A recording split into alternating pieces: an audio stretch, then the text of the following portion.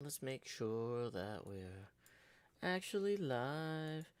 I don't know if this is working yet, but we've got the opportunity to get that information. Are we broadcasting sound? Yeah, but the volume's way down. Whoa! It's a little bit lower than it should be. Why is it so much lower than it should be? I don't know. Go into the Hangout, open chat. What is this Ender Pearls Vanish on Death Minecraft game rule?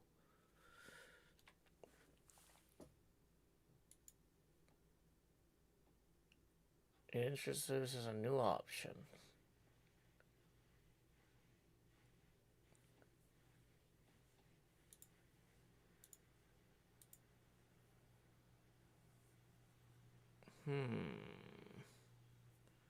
Controls whether Ender Pearls die when or disappear when a player dies. Oh, interesting.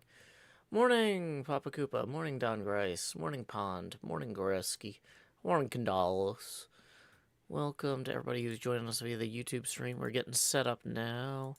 Pop in, out, chat. Welcome, Chloe the Great and Powerful. Layla. Shalom.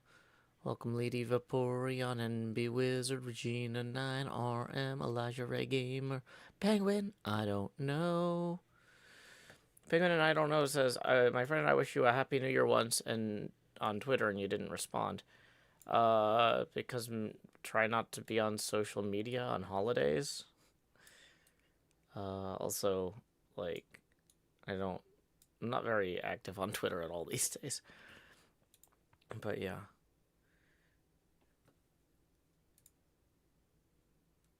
Not everybody has time to respond to everyone.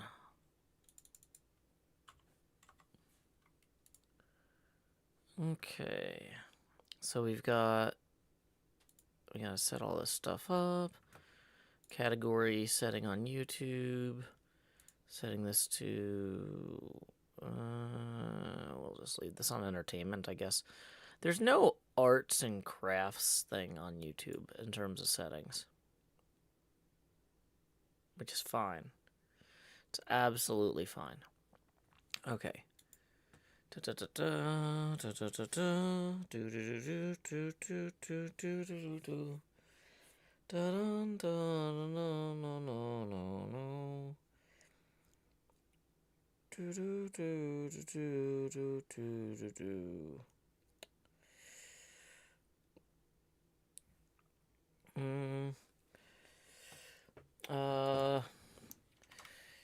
Ew.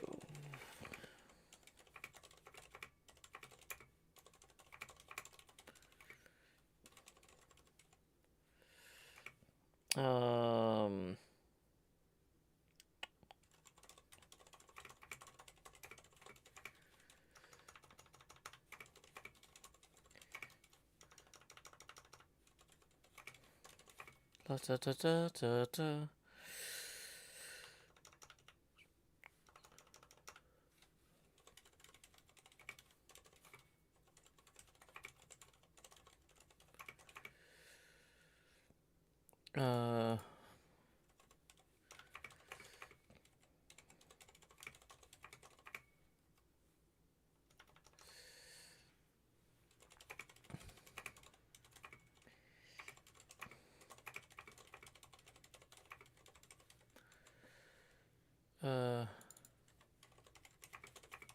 Hold on, try to get some stuff knocked out.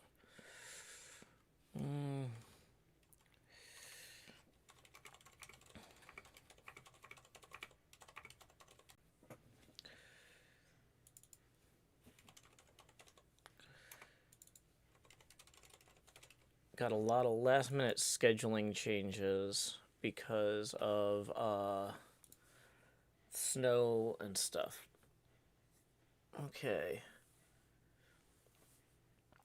Chloe the Great and Powerful says the sun shining on your desk is so lovely. I'm jealous. We got a foot of snow overnight and it's still going. Yeah, we've got about 6 or 7 inches outside. Welcome, Soggy Bread. Glad you could join the stream. Welcome, Pand. This is kind of a chill craft stream / art stream. We're getting set up now. Normally, Cleo would be on the call with me, but she had another commitment this morning, or afternoon, as you call it in England. Let's see. Last thing I need to do as part of the setup is to post this.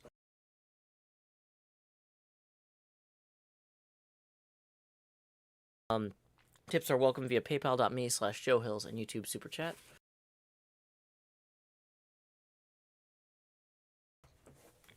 Okay, yeah. We've got a lot of snow, school's canceled, everything's kind of nuts. So I'm doing my best as I can right now. Glasses clean. Yes, okay. Pre-flight checklist. We've got the camera set up and autofocus disabled. I was gonna say we got my glasses clean. We do not.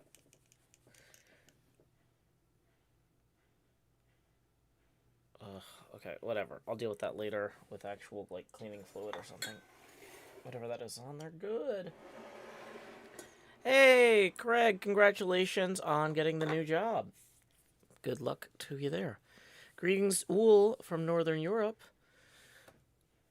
I am Joe Hills from Nashville, Tennessee. We are just going to get going with some drawing imminently.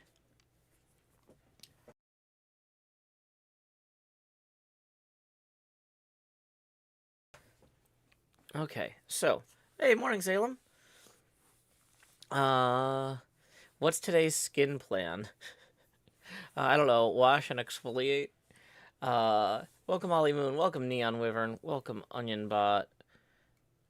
A lot of names going by fast. Sorry if I missed anybody.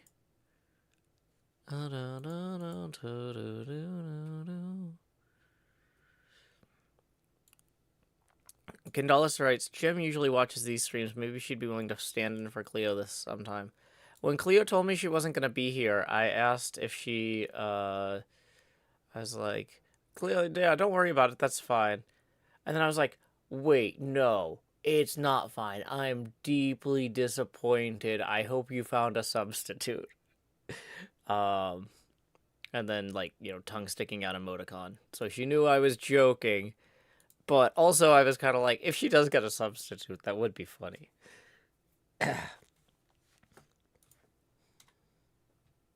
Okay. So... yeah.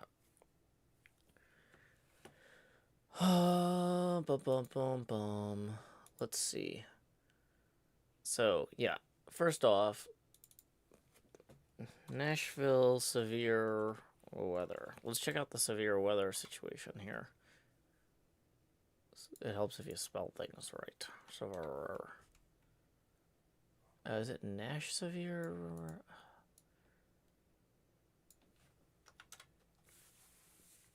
Yeah, there it is. Okay, so it's 0 degrees out, which for Nashville is a lot of not having temperature. So that's fine. But yeah, normally we would have more temperature. Yeah, Nash Severe WX. Yeah, thank you. I always pronounce it Nashville Severe Weather. I don't remember what the handle is, but yeah. 0 degrees. Wind chill advisory through Wednesday morning. So basically, we're not going outside to go play or go sledding right now because wind advisory and frostbite. So we're gonna just give that a quick pass. And okay, I think we're ready to start. Just really jumping in here on some Minecraft skin design. Does that sound good to y'all? Oh yeah, I gotta get the second camera, not the second camera. I gotta move this camera over there to the other chair. Second microphone's basically set up. I say basically. Is it set up? Papa, can you hear me? Okay, we need to rotate that. Yeah, there's a reason Nash Severe WX was voted the top Twitter account in Nashville forever. Like, they removed the category from the Nashville Scene Awards, but they said basically we're not gonna have this category anymore because Twitter's terrible. But the nobody is ever gonna do a better job of helping people on Twitter in Nashville than these guys. They're the permanent winner forever. Corrales, can you hear me?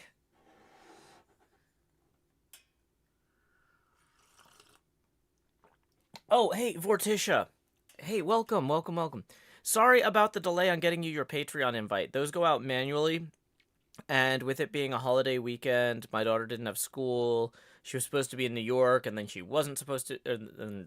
But it's been a crazy weekend, and then we had 6 inches of snow dumped on us. So yeah, I got the alert that you had signed up for Patreon, but it took me a few days to get your invite sent out. So thank you for your patience there. But you should be able to find that in your Patreon inbox now. So thank you for your patience. And Forticia writes, my brain did not register that what I was seeing was a table in front of Joe. I thought it was a hyper-realistic game of some sorts, and I gasped seeing his hand appear. Yeah, this is Minecraft Skin Flipper, which is a deeply disturbing concept. Let's see, can we get the microphone shadow out of the direct path of what I'm drawing? Well, let's turn down that microphone first before we move it.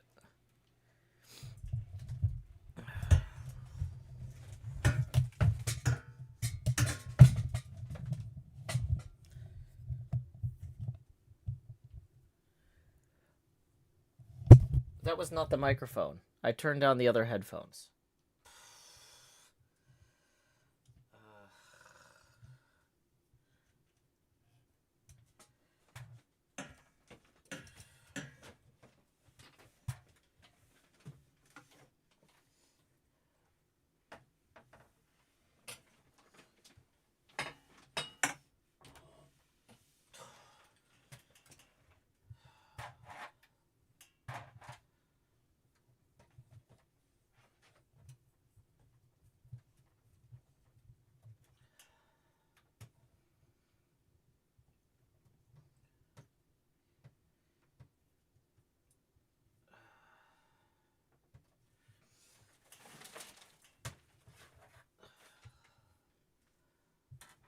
A lot of moving parts here.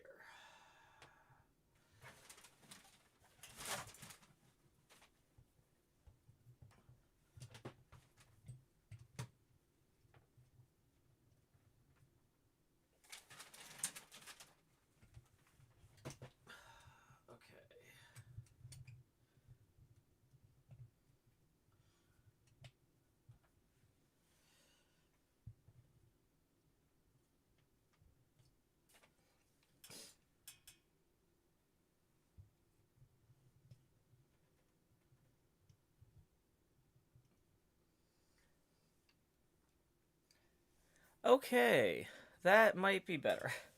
We've still got like a line from the window, but it's fine. Thank you, little Karasu.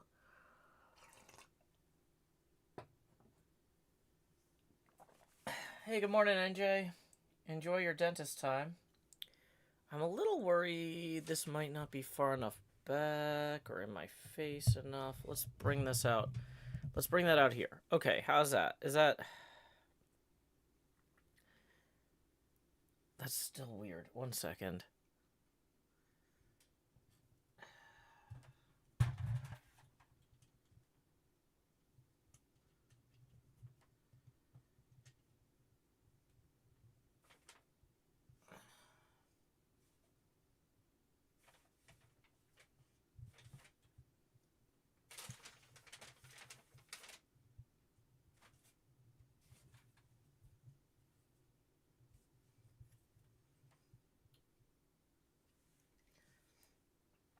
Okay, so that should be a little bit better. Woo! Okay, so now I got the microphone right next to my mouth, basically.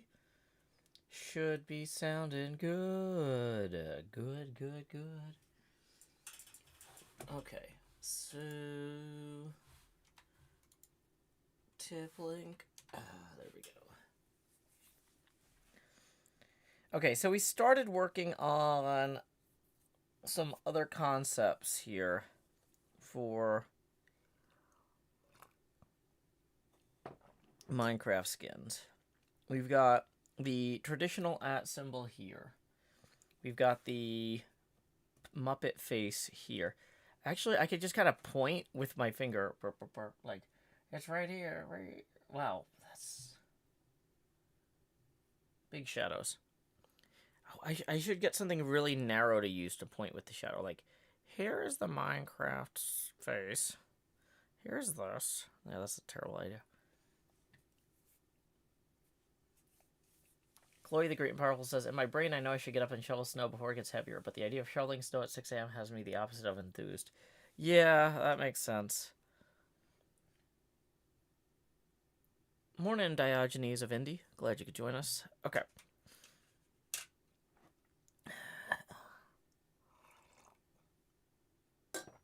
I think on some level, what I kind of want to do is make the eyes even bigger. I feel like the biggest problem this skin has is that the eyes aren't big enough. And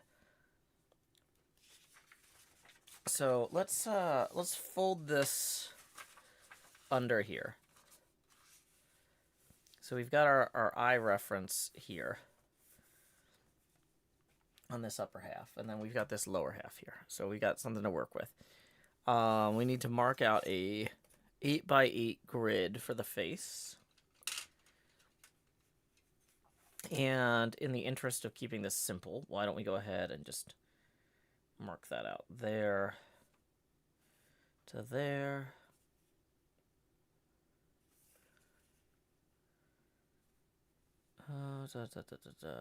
Light lines just to mark out the outline of the skin.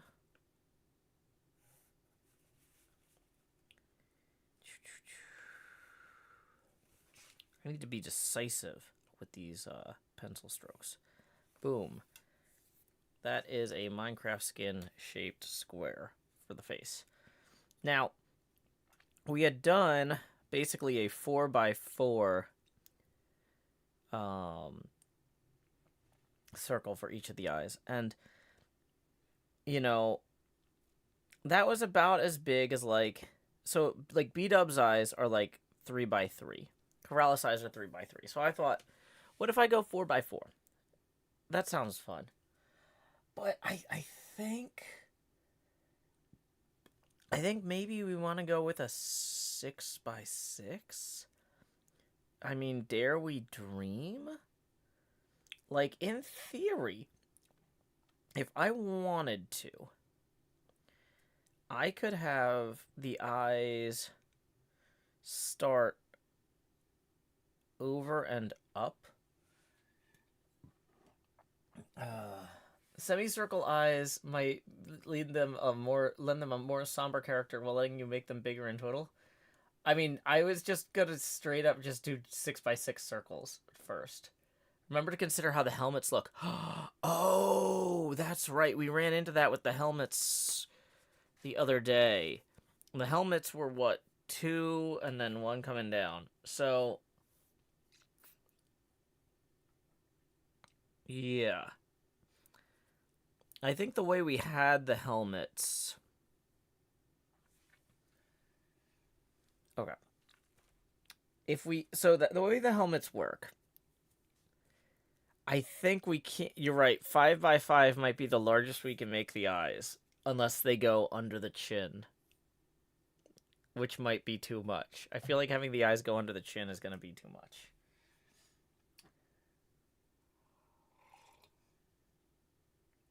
Need a cutout piece of paper for the helmet to post. Yeah, that's not a terrible idea. We have... Yeah, we could just use our TCG wrapper here to make a little helmet. Contains 8 cards. So does your face. Okay. But yeah, let's see. If we were going to make ourselves a little TCG helmet here, I think it's... I'm going to have to pull it up for reference. I could just never wear a helmet, that's true. Or I could only wear a pumpkin with a B-dubs beard or something. Impulse beard. Minecraft helmet.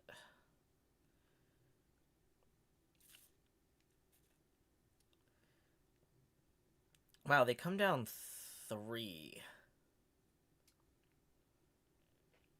Yeah. Ooh, but the chainmail ones don't, actually. The chainmail ones might be... That might be why B-dubs wears chainmail helmets. Although they do cover the side of your head more.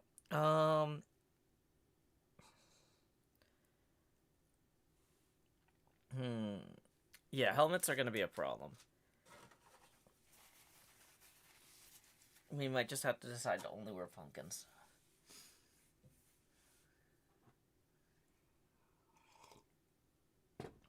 We can only see your shoulder in the face cam. Well, now I'm in frame. Doo-dee-dee-dee. Woo. I feel like the shirt isn't chromaing properly because there's too much direct sunlight. Sorry about that. If it makes you feel better, the camera will rotate. No tips come in. Oh, can I... Wait, there might be a way. Let me check to see if this camera's already extended as far as possible that way. Yeah, it is. Okay. Right.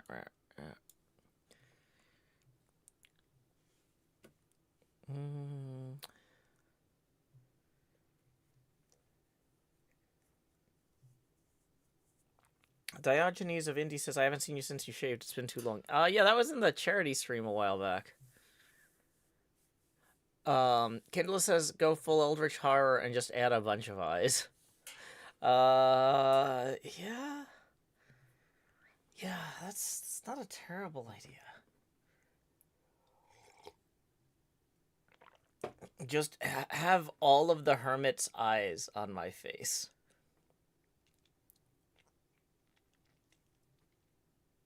Just B-dub's eye, Corrales eye, Suma eye, Cleo eye, Gem eye, just all over, yeah.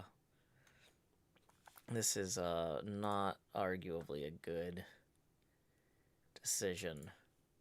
But it is an option. It's an option we have. Biblically accurate, Joe. Yeah. The eyes could also be maws.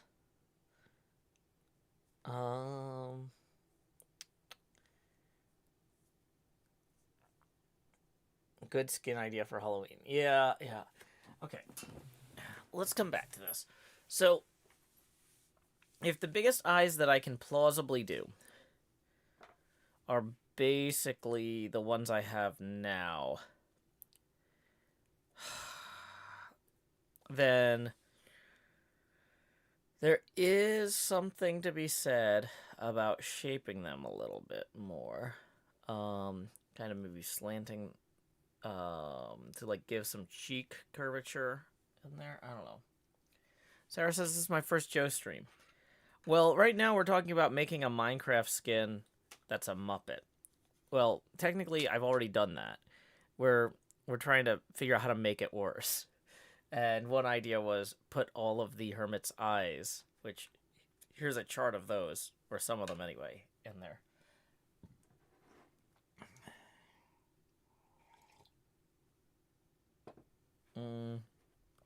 So, okay.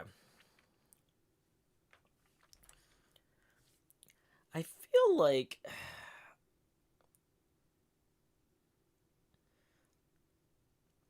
if I was going to make... We looked at doing a more traditional skin.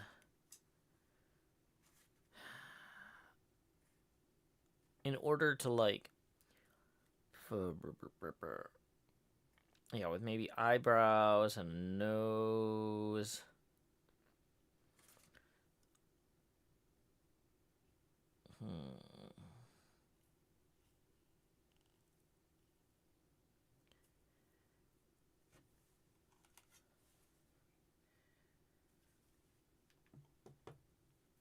use the skin layers to make it blink. Interesting. My camera account could have been named The Hills Have Eyes. Oh, that's a good point. Actually, putting a skin with 1,000 eyes on it for my camera account is kind of amazing. And now I want to make that.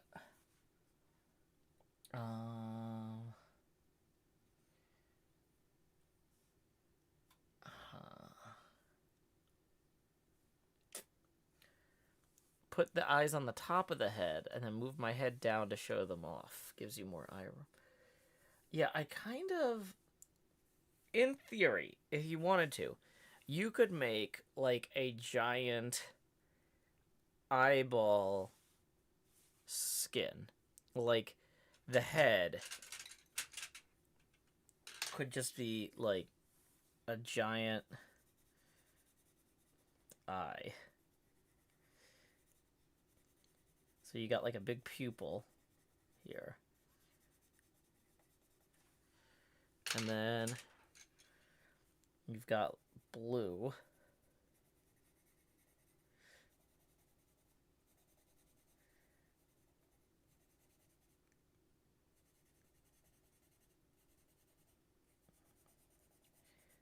And then you need, like, red veins or something around the sides, too.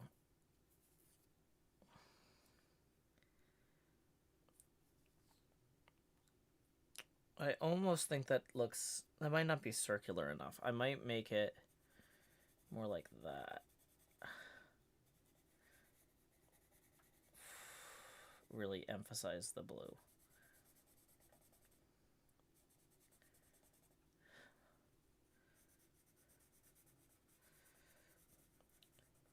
This stands proudly and says, I am.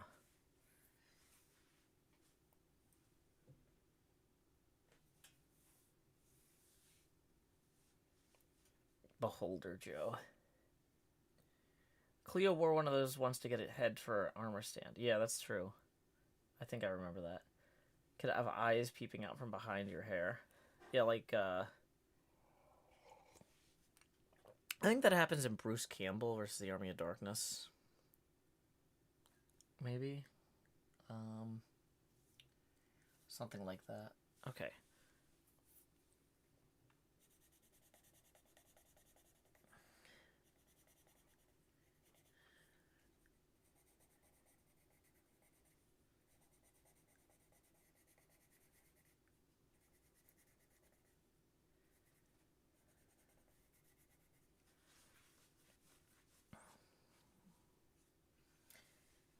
I'm kind of like, what does my hair actually look like? Well, let me move back into frame here. Okay, so my hair kind of like has a part to it these days. It used to sweep across, but now it's too long for that. I don't think I could sweep it across if I wanted to, unless I'm like... Headphones off. This is like going like full emo here.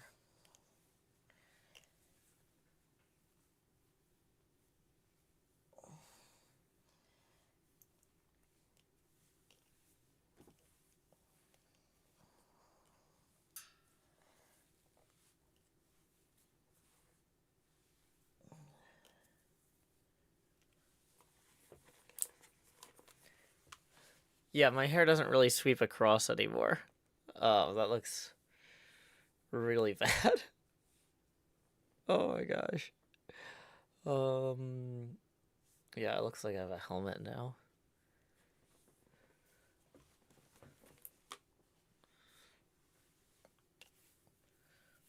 Let's try.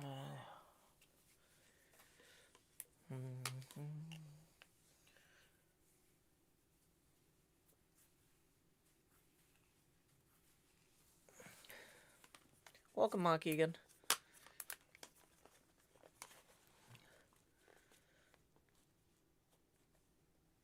Okay. It looked really good before it went completely horizontal. Yeah, I mean, I could also do something where like I've got like a part or something like that, but it feels like the way my hair really normally works these days is just it goes straight back in a ponytail. And I usually just use a baseball cap to keep the hair in the ponytail, or I use headphones to hold it back. So having my hair just kind of up, like big forehead, up and across, kind of makes sense. I wear ball caps a lot.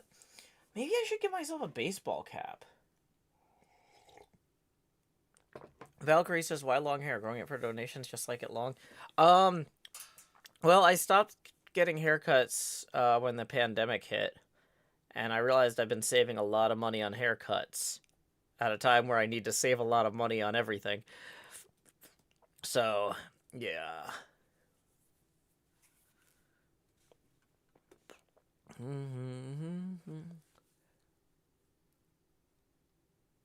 Joe Hill sees all. Have I seen what Manu is doing with his Patreon setup? Not really, no. Was that last week? I was, my stream last week ran long.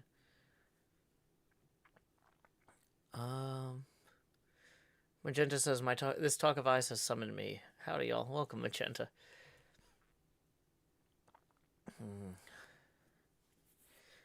Forticia says, I haven't gotten a professional cut in probably 10 years now. All of the Moon says, why don't you cut it yourself? Well, because I think it looks fine now, and if I cut it myself, I suspect it would not look fine anymore, so I'll keep it looking fine. If it becomes a problem... No, not a bald cap. I don't wear a bald cap all the time. I wear a ball cap. Like a baseball cap. Like this. See? Like baseball players wear. This way the sun doesn't get in their eyes or the lights from the stadium when they're trying to catch the ball.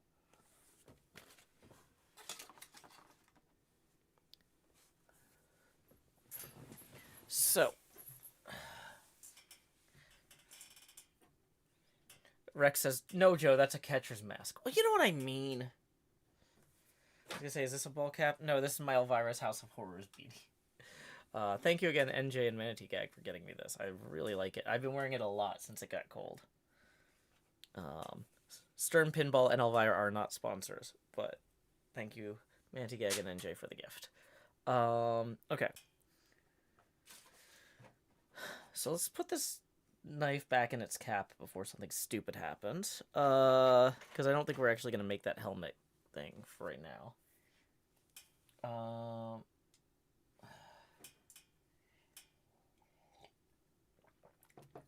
Yeah, Mach-Egan says, I stopped going to the barber when I started shaving my head. Yeah, doesn't make a lot of sense at that point. What are we ordering today? We're working on concepts for Minecraft skins. You know...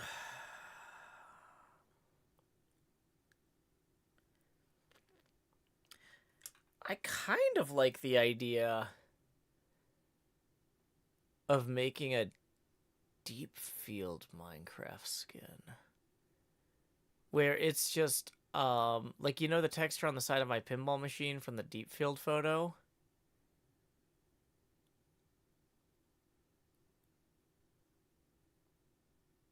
Just that with, like, a, @ tank top. Or something. Maybe we'll put some shorts on there. That could be cool. I'm gonna. Art of the Moon says, I like seeing your skin on Zcraft. It was interesting seeing the concept of puppetry in Minecraft. Yeah. Yeah, just Void Joe.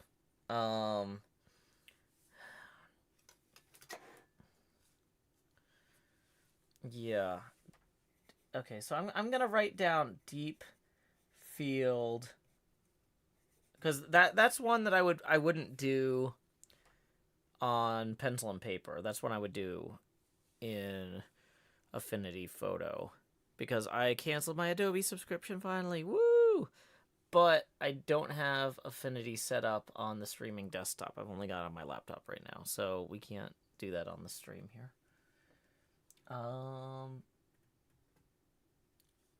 So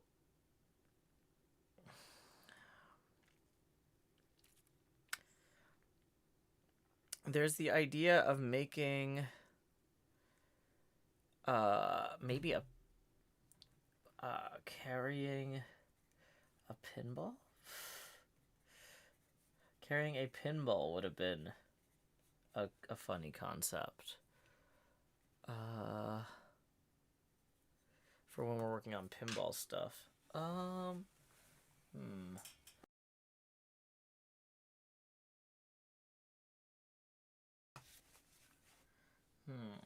Okay.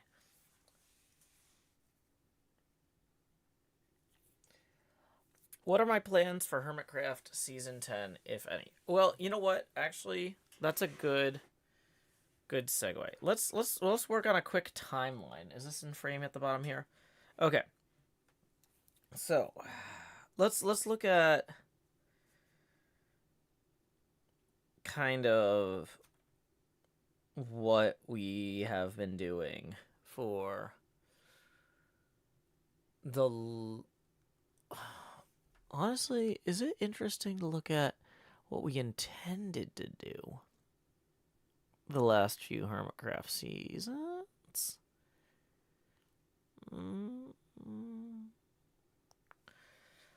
Maybe. Okay. So, intended, and then actual. So, oh, we've got a ruler and everything, so we can make nice straight lines here. Just kidding. It's a Bezier curve. We can make nice curved lines. So, and then we're going to get the season count in here. Season. So, let's start with season 5.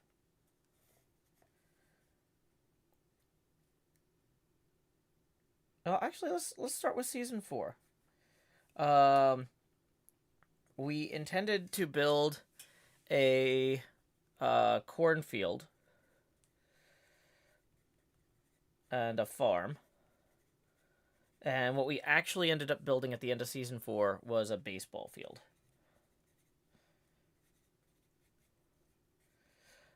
We had to plow under the corn to fit it in. It was so, you know, it's one of those things. You set a goal. Sometimes you hit it. Sometimes you don't.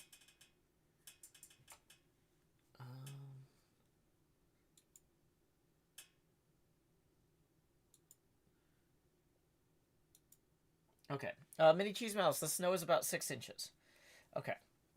So actually, season 4, did we achieve our goal? Like, did we achieve our goals? Is the question for season 4. And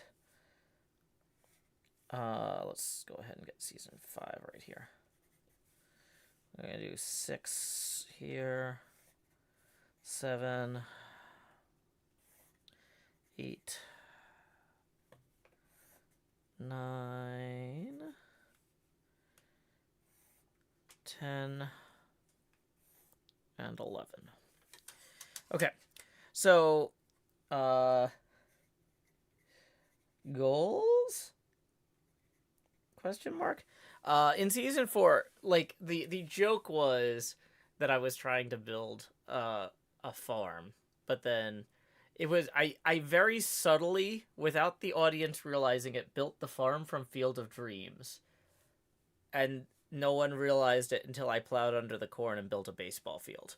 But it was that farm the entire time. I was just kind of like going through and be like, what if we put a barn over here? Maybe we'll have the road come in this way. Okay. You know, this is a good spot for the house, but, like, basically I had gone in from day one intending to build that particular farm from that particular movie, and I did it. So I would actually say, yes. Season 4, we achieved our goals. Season 5, I wanted to build Death House and Ravenloft from Tracy and Laura Hickman's I6 module and Chris Perkins's Curse of Strahd book. So I intended to do Ravenloft / COS. Curse of Strahd. And that was what I built. I actually built Death House and Ravenloft. And so I would say season 5 we achieved our goals. TWO says, Joe, what season of Hermitcraft did you join? I joined 5 weeks into season 1. I was the first person invited to join the server who was not a founding member, making me the original new guy. I can move this way if you want to see more than just my shoulder. But, okay.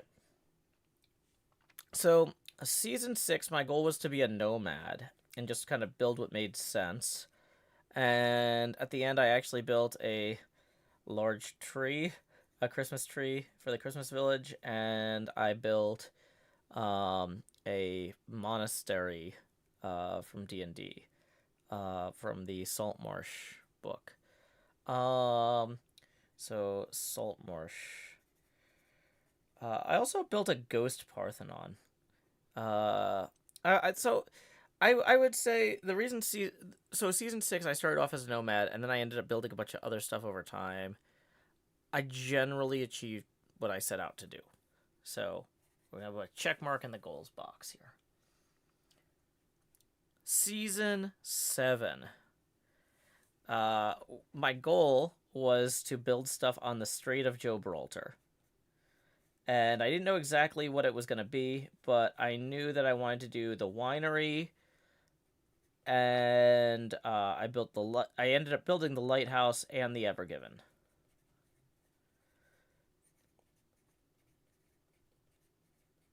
So season 7, I think we can check mark our goals list. Season 8, we wanted to build the castle, and we wanted to build the Drawn and Courtier, which is the inn. And then we ended up repurposing the rough floor plan of that same inn from the Acquisitions Incorporated C team into our new Vault Hunter series. So I feel like we learned a lot about model building from that castle, and we learned a lot about interpreting D&D maps from the Drawn and Courtier. Although I've been doing interpretations of D&D maps since season 5 with the Ravenloft and the Death House. But like our goal for that season, we also wanted to do a fancy mine entrance. That was one of the fancy mine. And we wanted to do the piecemeal starter house. We did that too. We honestly, it's just basically same. We set up everything we wanted to do in season 8, we actually did. I'm building up to something here. Okay? So, from seasons 4 through 8, that's 5 seasons of Hermitcraft. I had a goal at the beginning of the season, and I did it. So, let's get to season 9. We wanted to build an electronics garden,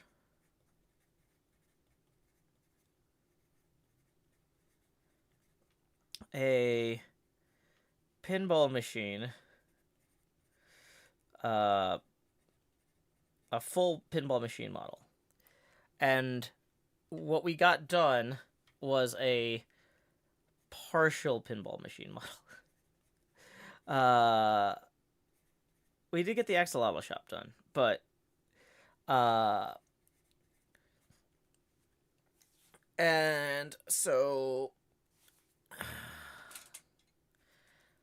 basically what I wanted to do in this season, let's see, my starter house worked out, my axolotl shop worked out, but in terms of my actual base, I had 3 kind of...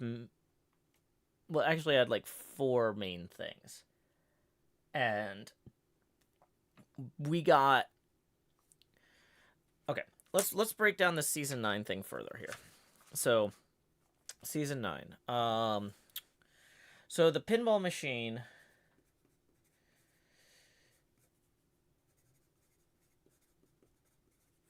That's going to be like this, kind of, and then like that, and then like that.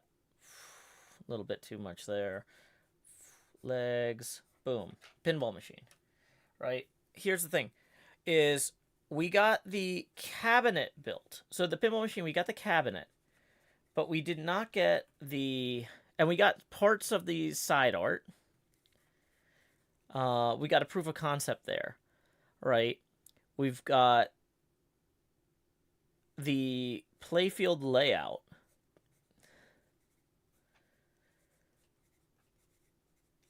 But what we did not get was the playfield art. We didn't get the back box art.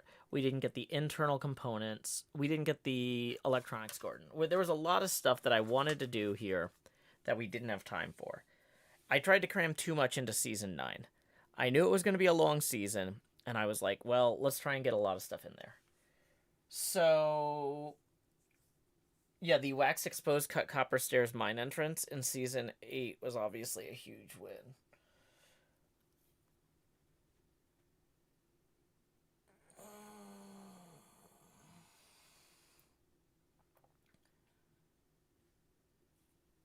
So, yeah, I didn't count on TCG or Decked Out. No, there's a lot of good reasons that this happened. But here's the thing. Usually when I set out to do something, like, part of the point of being a self-employed artist is you make stuff you want to make, right? I didn't wrap up Season 5 and go, boy, I want to make Ravenloft Castle now, because I had just done it, right? But a lot of the stuff that got cut from Season 9, the electronics garden, for example, where I was going to have a bunch of electronic components, I'm going to roll that in. That's going to be part of my Season 10.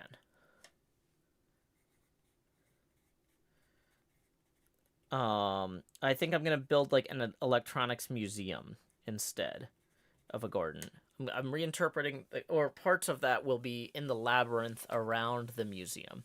So I'm going to build a museum full of electronic components with a labyrinth around it that can also have cool sculptures, right? So I still liked that. I didn't give up on that idea because I was like, oh, this is dumb, I don't want to do it. I was like, but the thing is, I was originally going to do that in the land around the pinball machine, and somebody else reserved that for a project that ended up getting canceled. But the time period, during the time period that I was going to build this, somebody else was like, actually, hey, can I get that spot between Joe's base and Total Chaos, or where Total Chaos is going to be, right? So, hey, welcome PB Undesirables. So, we're going to take part of what we wanted to do in Season 9 and put it in Season 10. Now, the other thing that I wanted to do in Season 9 was I wanted to be able to open a shop that sold the maps of the pinball machine as a playfield layout. And that obviously did not happen. Because we didn't get our fancy artwork for our playfield done. So, I'm thinking Season 11 is going to be a map art focused season of just building a bunch of different pinball machine playfield designs. I want to do that now, but I feel like that's too close to what I just got done in Season 9 with working on the playfield. So the map art playfields are going to be flat. They're not going to be one dimension or two dimensional like Beefs where they're just carpet, but I'm not going to do the 6.5 to 7.5 degree slope. Because like, remember how the deep field, the playfield was sloped inside the cabinet here? Well, that made it a lot harder to do things like build scale models of pop bumpers. I want to build scale models of the surface and playfield of pinball machines. I don't want to deal with, like, we spent so much time building the cabinet here in last season, we didn't get to do the fun stuff inside as much as I would like. And so for this Season 11 playfield map idea, I would be just doing on flat horizontal surfaces, everything above the plywood sheet of the playfield. So we would do the paint on the playfield with probably carpet or blocks, and then the components that stick up, like the drop targets and the pop bumpers, we would do. So you'd be able to fly around and explore these spaces three-dimensionally, but we're not going to worry about the underside of the playfield. We're not going to worry about where the lights are or wiring or any of that. It would need to be 2 maps long. That's the scale that the Season 9 pinball machine was built at.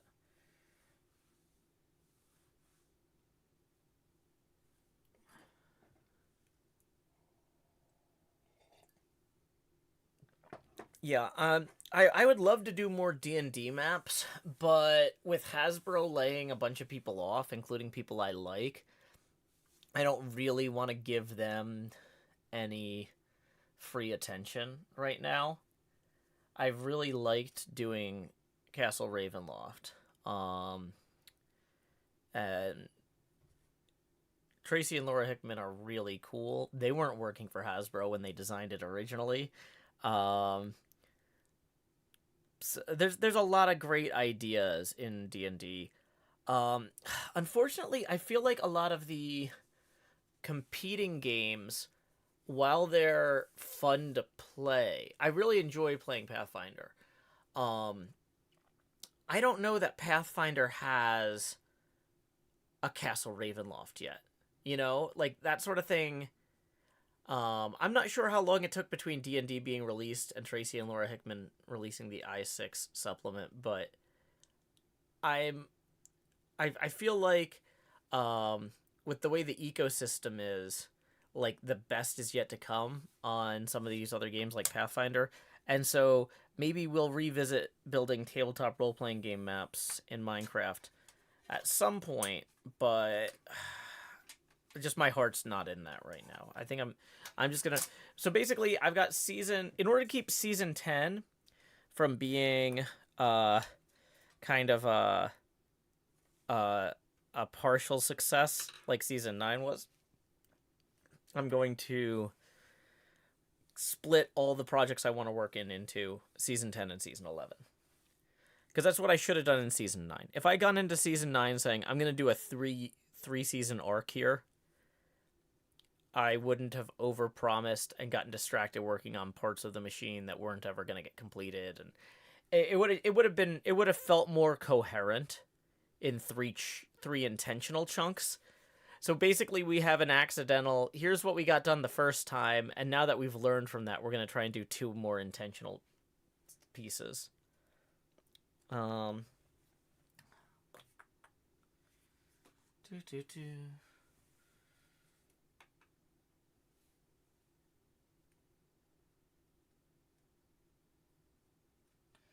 Yeah, welcome, Quill. Good morning. We were just talking about Hermitcraft plans. So, yeah, one thing that we were looking at doing, this must have been before I had this notebook. What's at the beginning of this notebook? I don't think that my earliest season 9 planning was in this notebook yet. No, we don't have. This is the Simple Flying Machine. Yeah, this is already. I got this notebook, I think, a month after the season launched. So we don't have any of the stuff that we ended up. Yeah. Yeah, this is all Cosmic Pinball Space Station. Space Station's actually our weekly pinball tournament for the Patreon. Anybody on Patreon who wants to compete. We've had 7 people in our tournaments the last couple weeks. So that's been exciting. Seeing some renewed interest in that after the Steam sale. Put the Williams packs cheap. But I was going to say, somewhere in one of my previous notebooks... Is it this one? No, this is an unused one. Dang it. In one of my previous notebooks, I had gone through and I had started building out, like, pixel versions of a bunch of the symbols for different electronics in Minecraft. So, like, because there's, like, engineering drafting symbols for resistors and stuff. I started planning it in the NASA notebook from season 8. Oh, I've seen that recently. Where did I put it down, though? Not there.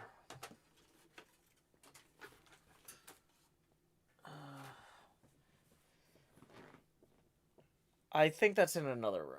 We're gonna... Yeah, you're right. It was in the NASA notebook. Core concept, though. Let me see if I can find a good example of these electronic symbols. Electronics... electronic component symbols. Yeah.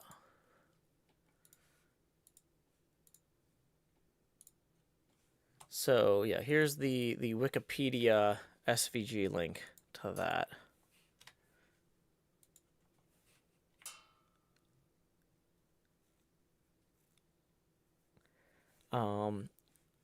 I can put this in front of here, maybe.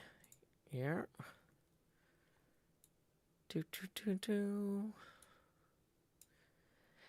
So, yeah, basically different gates and different electronics concepts. Like a diode has a symbol, capacitor has a symbol, inductor, resistor, DC voltage source. There are redstone circuits for many of these symbols. I don't know if there's a redstone circuit for a DC voltage source or a redstone circuit for an AC voltage source. I did have a creative world where I tested all these concepts. Exactly. I was starting to build these out in creative between seasons, and we ended up using none of it in season 9. Because, yeah, is it just a redstone block? I don't know. I think a redstone block is an RC voltage source. Redstone current. Okay, so core concept. Building museum exhibits with like these symbols on the floor or on the walls, and then like cut away labeled versions of some of the components, like, you know, things explaining how they work, you know, having something like that would be cool. Having like a guide to the transistor color bands and stuff like that. Yeah. This Wikipedia page actually has a ton of stuff on it that's not in that image there as well. If you make a transparent map platform, you can have those symbols in your museum. I'd rather do them at scale. I'd rather have those symbols be big and like they're the floor and stuff. Like, because I'm also thinking that the museum will have like a transparent glass roof, or maybe so the building I'm looking at building is a glass building, but I'm kind of thinking that the museum might only have the frame that holds the glass. Like, maybe I'll never actually put glass in. Maybe I'll just imply it. And so when you're flying over the building, you can like see these things and they'll look cool. Because working with large scale is better in Minecraft in a lot of cases.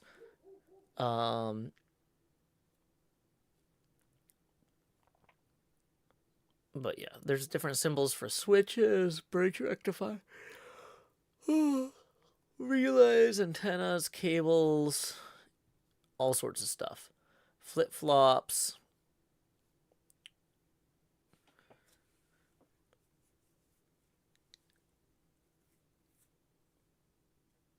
For components that have equivalent redstone circuitry, you should show an example of how it works in front of the symbol. That is something I have considered, yes.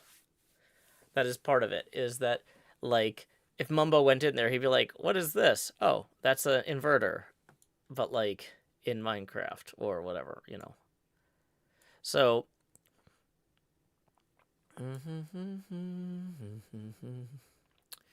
Doo-doo. Bum ba dun dun dun dun dun. Do do do do do do. Bum ba dun dun dun dun dun. Do do do do do do. Now, in order for these symbols to read properly,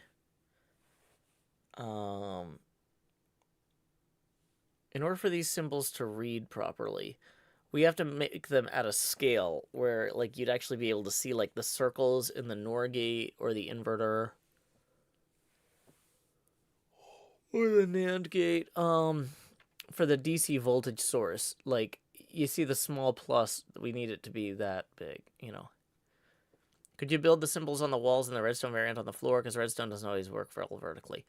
Maybe I'd rather build the redstone vertically just to prove that I can. Quill, maybe I'm going to be difficult about this for a change. No, I'm not going to do... No, my plan is not to do maps of these symbols. My plan is to build rooms that express the concept. So, like... So... The room where we have capacitors would have, like, a few different models of capacitors. It might have a cutaway model explaining the inside of a capacitor, the things it's made out of. But what I'm saying is the symbol would be built on, like, into the floor of that room or into the wall of that room. Like each of these things would have an entire exhibit. And that exhibit might include a redstone example, but also some real world stuff. And so the idea is to build an exploration of each of these type of thing, but not only these ones on this list. This is not the final list. This is just a random list I pulled off Wikipedia. I'm trying to get the concept out there.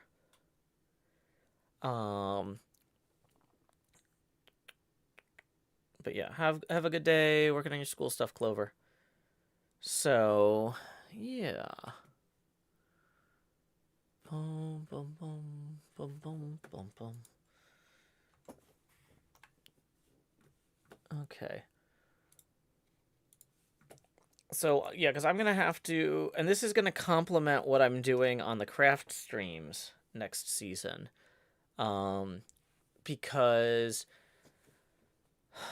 Right now, there's a big storm and everything's messed up, but I ordered some stuff for doing on the craft streams that I'm still waiting to hear back on delivery date for, because this entire part of the country is a mess right now with 6 inches of snow when we normally would have 0.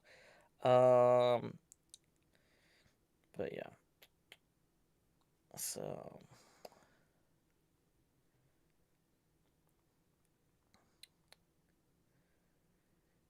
Yeah, it doesn't look like it's shipped, which is fine.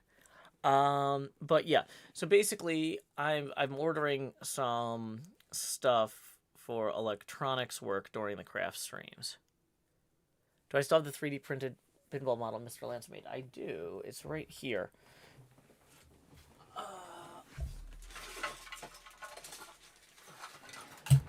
And yeah, painting...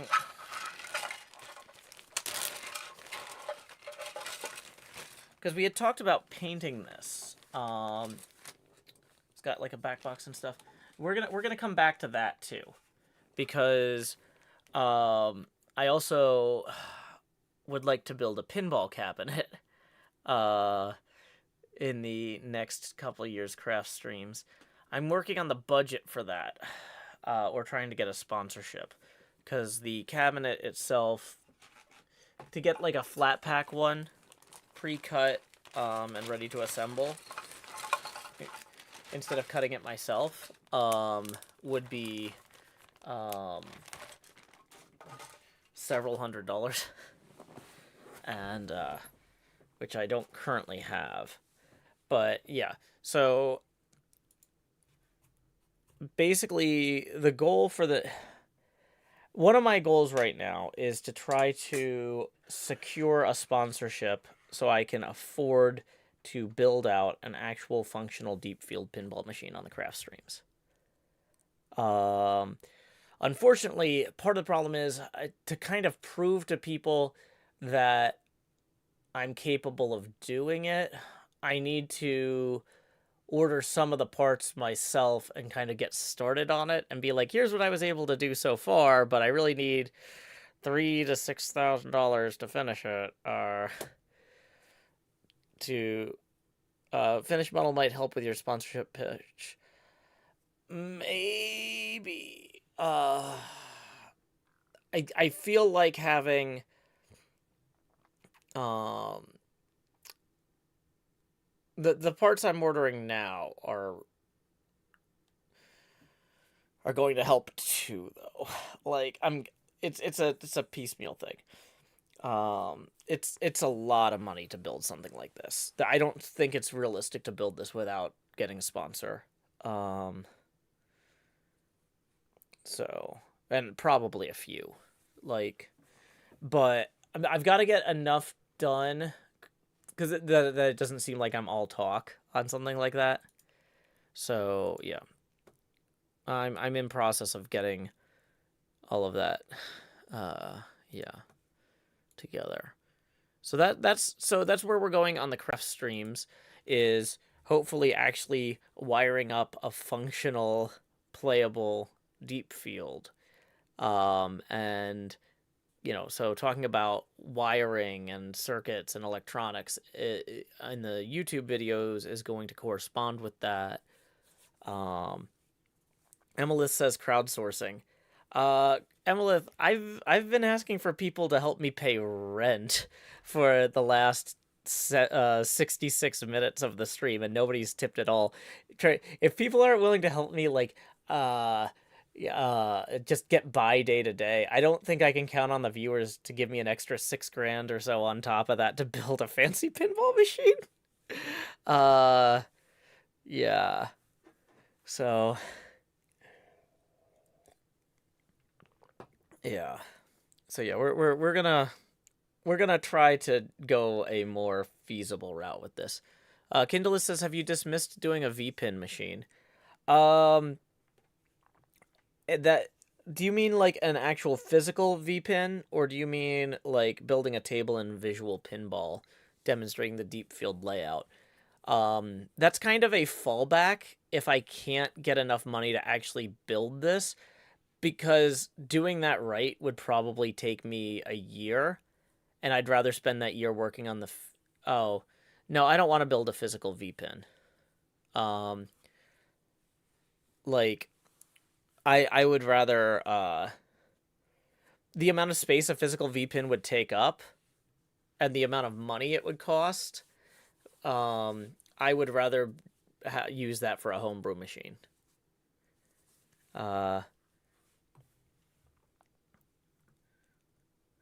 I've done so many streams planning with a 3D blueprint in Minecraft. Shouldn't that count for something?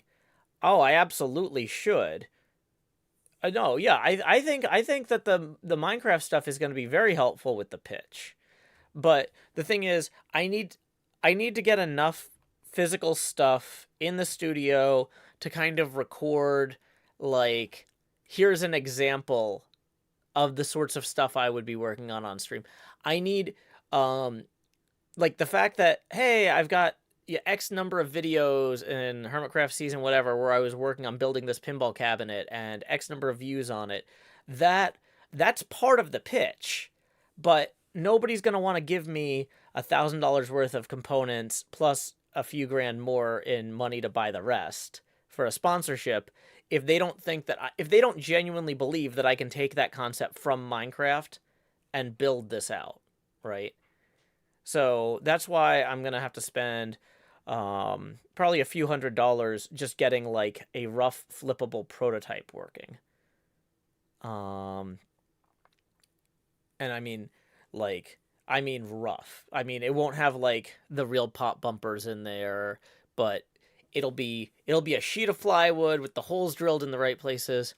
Tips are welcome via paypal.me/Joe Hills and YouTube Super Chat. Good morning, Queen Dark Lady. What's a V-pin? V-pin is a virtual pinball machine.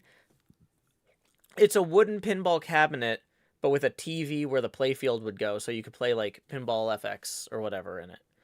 But I don't have enough space in my apartment for a machine like that and a homebrew machine, which is a machine you build yourself. And building an actual deep field homebrew is the priority. That's where that space is going to go. That's because the other thing is too, the cost of the V-pin cabinet is still a lot. you're already buying a lot of the stuff. Hey, real quick, though, we got our first tip of the stream rolling in. Thank you to Al for the 30. Boom. That's going to get us rotated 30 degrees here. Do-do-do-do. Transform. Edit the transform. Rotating the transform to 30 degrees angular. Woo! Thank you, Al, very much for that first tip of the stream. So, hey, and Laura tipped 10 as well. Thank you, Laura, for that. Appreciate it, Laura. Rotating 10. Da-da-da-da. And then we got another 21 from Kindalis, who says, Kindalis here, I can't afford pinball money, but I can help with the rent. Thank you very much. It is deeply appreciated. This time of year during the Hermitcraft hiatus is always a little bit scary. So thank you very much. That's going to bring us up to 61 degrees angular. Appreciate it, you three. Okay. So, anyway. If I can get... there's... The other thing is with building the pinball machine is I don't necessarily need all of the money at once to build... I don't need every part simultaneously, right? Like, because I can't work on the entire thing simultaneously. Like, assembling the cabinet might be 1 or 2 streams. Painting the cabinet would be multiple streams. Because I think what I would want to do for the deep field cabinet would be to paint it, like paint the entire thing black, let it dry, and I could paint it black with, like, you know, probably I could paint it black with a spray can if I had a place to do it safely, but realistically, I'm probably going to use, like, a roller or something. But yeah, basically, paint it black with a roller, and then use small brushes, and just do individual brush strokes for each galaxy. Each galaxy would be 1 brush stroke. You know, I think that would be really cool. Hey, Flywoods, thank you for the 300, I think that's yen? No, that's Philippine pesos, which comes out to 5 US abacus beads. Do-do-do-do. So here we go, rotating the camera now to 66 degrees. Thank you very much, Flywoods. Here, it's appreciated. Actually, let me get this out of the way here.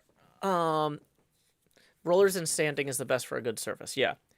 So yeah, I think I would just paint the thing. Hey, we got another 50 coming in from Forticia, who says, happy rotating. Thank you very much, Forticia. That's going to bring us up to 116 degrees. Ba ba ba ba. Do do do do do do do do do do do. Okay, and then we got another tip rolling in from Salem for 20, who says, a 2x tip because it's a solo craft stream today. Yay, thank you, Salem. That's going to bring us up to 136. Ba ba ba ba. Okay. So core concept, the sponsors that I need to approach first on this are going to be the ones who, like, make pinball machine components, because if I can get them to cover a big portion of the cost of the machine in physical parts, that would be huge, right? So what I need to do is I need to get the stuff I've already ordered and get it basically functional and say, okay, look, I've got a play field with decent geometry that flips. The next step is for me to build out the cabinet and wire in a bunch of circuit boards and wire in components and all that. You know, here's the bill of materials for how much I think that's all going to cost, and it'll be reasonably, you know, well determined and stuff by that point. You know, I feel like that's gonna put me in a good place. And then, you know, it's one of those things where even if they say no, I can say, well, okay, if we can, you know, basically say, well, what do we need for the next phase of building this out? Okay, it might be like, if we can somehow generate an extra couple $100 a month in revenue toward parts, and this is looking at being a several $1,000 machine, then it's like, well, we could still maybe get it done in 2 to 4 years. Kindle says, well, you get the pinball people to join you for the craft streams. Possibly. So what I would probably end up doing is combining. So some of the craft streams I would still do with Cleo, but I might have like a standalone. My Monday morning stream might become a pinball build out stream, and yeah, I could have people call in. Possibly, if so, for example, if one of the sponsors, that makes the stuff wanted to call in and talk about, like, hey, in this episode I'm using the parts that you guys sent, do you want to call in and talk to me about how you made them and how you designed them and stuff while I work? That would be an option. But yeah, I could also get other pinball industry people to join me for those streams via phone. It's going to depend on their schedules, because like in the case of the sponsors, that's part of their job. Like, they want to get the most out of their money for that sponsorship. So them calling in would make sense. But like calling up other people who like build and design pinball machines but are not financially tied to the project, they might be like, yeah, I'm busy on Monday mornings. I have work, So yeah, that's how that would be. PB Undesirable says, I wonder if Pinball Life or Marcos would be interested. I'm gonna reach out to both. I've got a big list of people to reach out to. Like I said, I'm just trying to get this initial kind of proof of concept stuff ready. And I also need to have, I'm working on getting a full bill of materials with like, here's every part that would go into manufacturing one of these or to building one of these. And here's how much each one costs, right? Because, if I go to the circuit board company and I'm like, hey guys, if you guys could give me $800 in boards, here's the remaining bill of materials that I would still need in terms of like cash money. So here's how much it would cost me to buy the cabinet.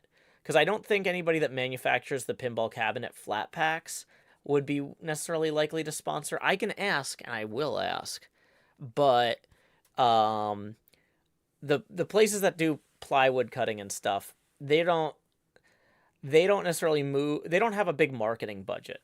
Like, carpenters who make flat packs don't have as much marketing budget as companies that print circuit boards. You know what I mean? And so that's kind of where I'm looking, is which pinball companies already sponsor a lot of things. And right now, I'm not seeing that in the cabinetry part of the industry. So, basically, when I talk to the other potential sponsors who do have the marketing budgets, I need to be able to show them, and here's the things that I don't think I'm going to be able to get a sponsor to donate or to give me. So, here's how much cash I need to actually finish this project. Because they don't want to sponsor a stream for a project that doesn't get finished, right?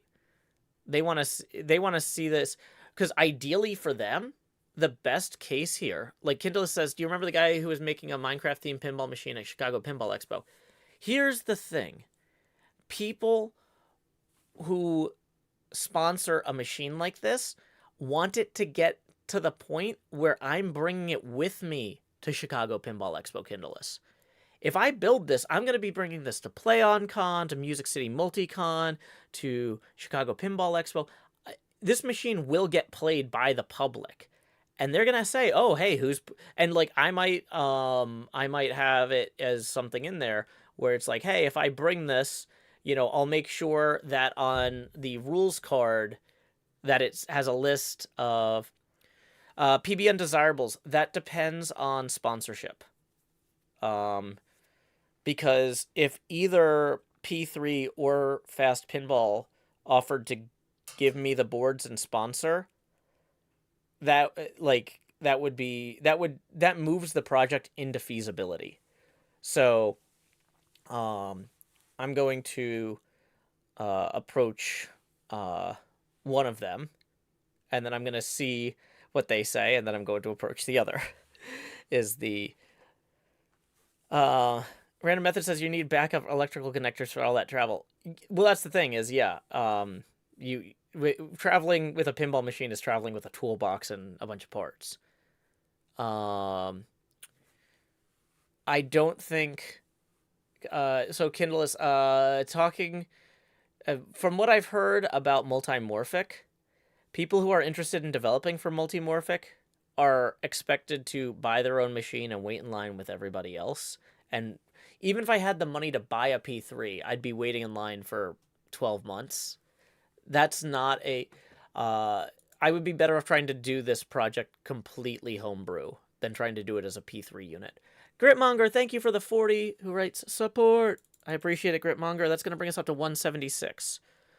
But okay, so the idea, though, is that any company that is going to sponsor something like this is going to sponsor it with the expectation that the machine actually gets 100% finished and goes on the road. So nobody is going to take me seriously if I don't have like a full, like, here is the entire project laid out. I'm actually going to do it. Here's all the parts I'm going to need. Here's how much they're going to cost. Here's my rough timeline. I know there's going to be some slippage in this, but, basically if I say, okay, I can dedicate 3 hours on stream every Monday morning and 2 hours on stream every Wednesday morning. Here's what I think I'm going to get done during each of those streams. Here's how many times I'm going to mention you guys or show your logo or whatever.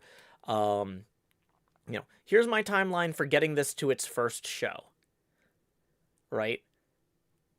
If I don't have timeline for getting this to its first show and cost for buying all the parts, they're going to say, you're just looking for some free circuit boards. You could just go sell these on eBay. Like, right? Or you're never going to finish this. Because a lot of people building a homebrew pinball machine is like writing the great American novel. A lot of people do it. They start writing it, but do they finish it, right? PB Undesirable says, I really like my P3, but it's not particularly feasible purchase unless you have a year to wait and around $10,000. Yeah, that's the thing, is I would love to develop a P3 game in the distant future. Maybe by then it'll be the P4 or the P5. That maybe they'll just skip all the way to the PX and then military guys will buy it. I don't know. But I feel like the best next step for me is just to start building this out as best as I can. And here's the other thing, too, is it's entirely possible that, like I said, if I start building this out and I can scrounge up an extra couple $100 a month, I can kind of keep making slower progress on this than if I got all the parts at once. But I can make progress on it. And people who don't want to sponsor up front because they're like, I don't know if you're going to follow through on this, they see me working on it for 6 months, but at which point, I've put in another $1,200 of, I was going to say my own money, but it would be y'all helping me out. It's like, oh, okay. Well, now the amount that we would have to sponsor in order to get the machine finished and on the road is less. And we see from the progress that this is a real thing people would want to play. A P3 is a special kind of pinball machine made by a company called Multimorphic out of Austin, Texas. And it's the playfield is 2/3 television, 1/3 custom plug-and-play module. It's really weird. In fact, it's so weird that the Weird Al pinball machine is a P3. I don't have a sponsorship from P3 or Multimorphic, but here's the YouTube video of the Weird Al P3 machine. I'll post that in all 3 chats.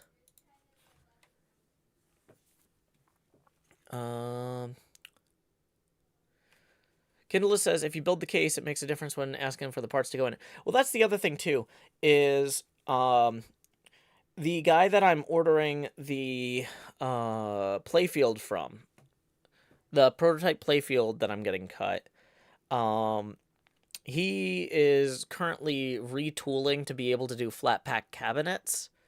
So if the playfield, while I'm doing the playfield work, and he's retooling to be able to do cabinets, by the time I'm ready to get a cabinet, he should be up and running. If not, there's some other potential suppliers.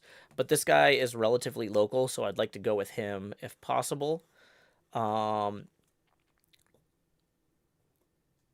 Basically, the cabinet is one of the things that we are going to want relatively early. especially because I'm going to want to paint it. So I can be painting that on stream as well.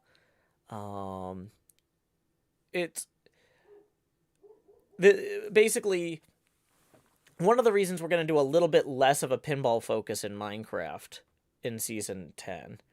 We're going to go, in a level of fractal complexity. We're going to focus on electronics and wiring and stuff.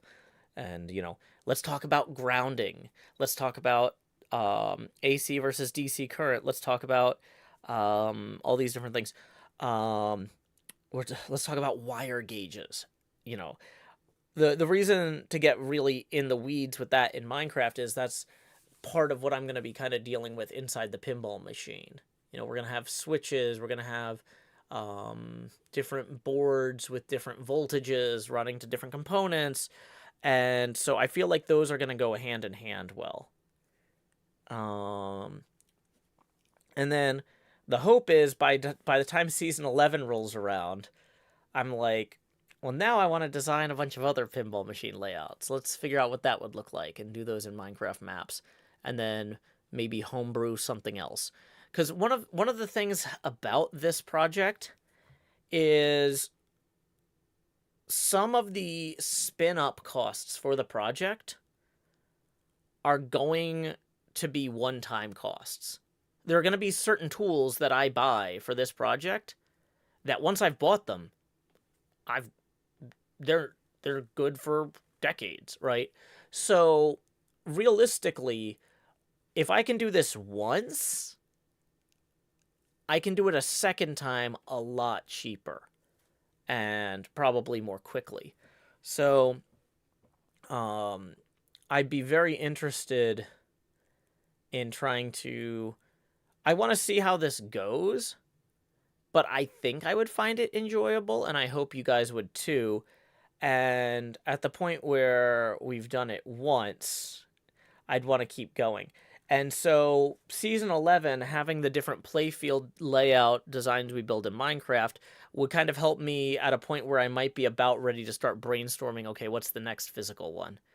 Because we've spent about 18 months brainstorming this deep field thing. I traveled all over the country playing a bunch of... Kindle says deeper field announced. Oh my gosh. Oh, no. The next one is called Deep Fielder. It's a baseball-themed machine. Let me get my baseball mask again. Hold on. There we go. I got a catcher's mask here. I'm ready to play, coach. Put me in. But yeah, the Deep Fielder baseball pin up next. Well, I've actually got a concept. I've got a concept for a segment I would do during the pinball machine build streams. I want to hear what you guys think about this. So, during the pinball machine build streams, I was kind of thinking at about the hour mark, it would be time to take a break from whatever I'm doing. It's like, okay, we've been doing a lot of drilling or painting. Let's just take a break and let's just do some real rough blue sky brainstorming of what X machine would look like. I have a list of 40 possible themes for a pinball machine that are things I know way too much stuff about, right? It would have to be things that I basically know inside and out, like Star Trek The Lower Decks, Bill and Ted's Excellent Adventure, Adventure Time, what else do I know a lot about? Mistborn, right? Anything Brandon Sanderson, basically. But the list would also have a bunch of terrible ideas for pinball machine themes on it, like Waiting for Godot, or a bunch of different Shakespeare plays. But the idea is that we could do a 15-minute brainstorming break in the middle of the build streams with I was imagining I would have a whiteboard, and what I would do is on the whiteboard, I would use a Sharpie to trace a pinball playfield layout, right? And so, and then I would just start drawing in things. Okay, if we drew in a Bill and Ted machine, here's where we would put the phone booth. Okay, we want the phone booth to lock balls. And when you're about to start the multi-ball with all the people, it would show on the screen the shot of everybody crammed into the booth, right? um Flywood's Waiting for Godot pinball sounds amazing. Yeah, I feel like the Waiting for Godot pinball would have some sort of thing where you can lock balls, but it never starts a multi-ball. You know? Emily says, yes, my dinner with Andre. Uh, Malazim says, speaking relatively close to Nashville, one of my old professors did some work with us on students on a pinball machine. I'm unsure if that kind of contact would be useful. Here, I might as well mention it. I'm not sure if it would be. Like, unless it happened to also be one of my old professors, like, maybe. But, like, were they at Vanderbilt? Um, but yeah, oh yeah, we could brainstorm what decked out pinball would look like. But basically, yeah, the idea would be, okay, we're gonna have a brainstorming break in the middle of the pinball build streams, and then all of the results of those brainstorming breaks would go in the hopper for the season 11 map, pinball map shop, right? Uh, Stabby drama skill shot for Kelsier in the um, Mistborn machine. Yeah. They're at Trevecca. Ah, gotcha. Yeah, I don't really have any contacts at Trevecca. I've found if I don't know people, they don't take me seriously. Uh, because on paper, I sound like a clown. What do I do? Oh, here I am. I'm upside down on Twitch, right? Like, um, so yeah. Thank you for the offer, but yeah, I can't imagine that going particularly well at this stage. Once again, I feel like somebody like that, once I had the physical pinball machine partially built, then they might take me seriously. But right now, I don't have anything concrete to show. And so I don't think it would be very fruitful at this time. But thank you, Malazim. Um, Once I have something put together later, if you wanted to send it on to them, I wouldn't mind, but I just don't think the time is right. Um, but yeah, so basically, we would over the course of these pinball build streams, we would also be accumulating this collection of terrible sketches that could get turned into machines in season 11.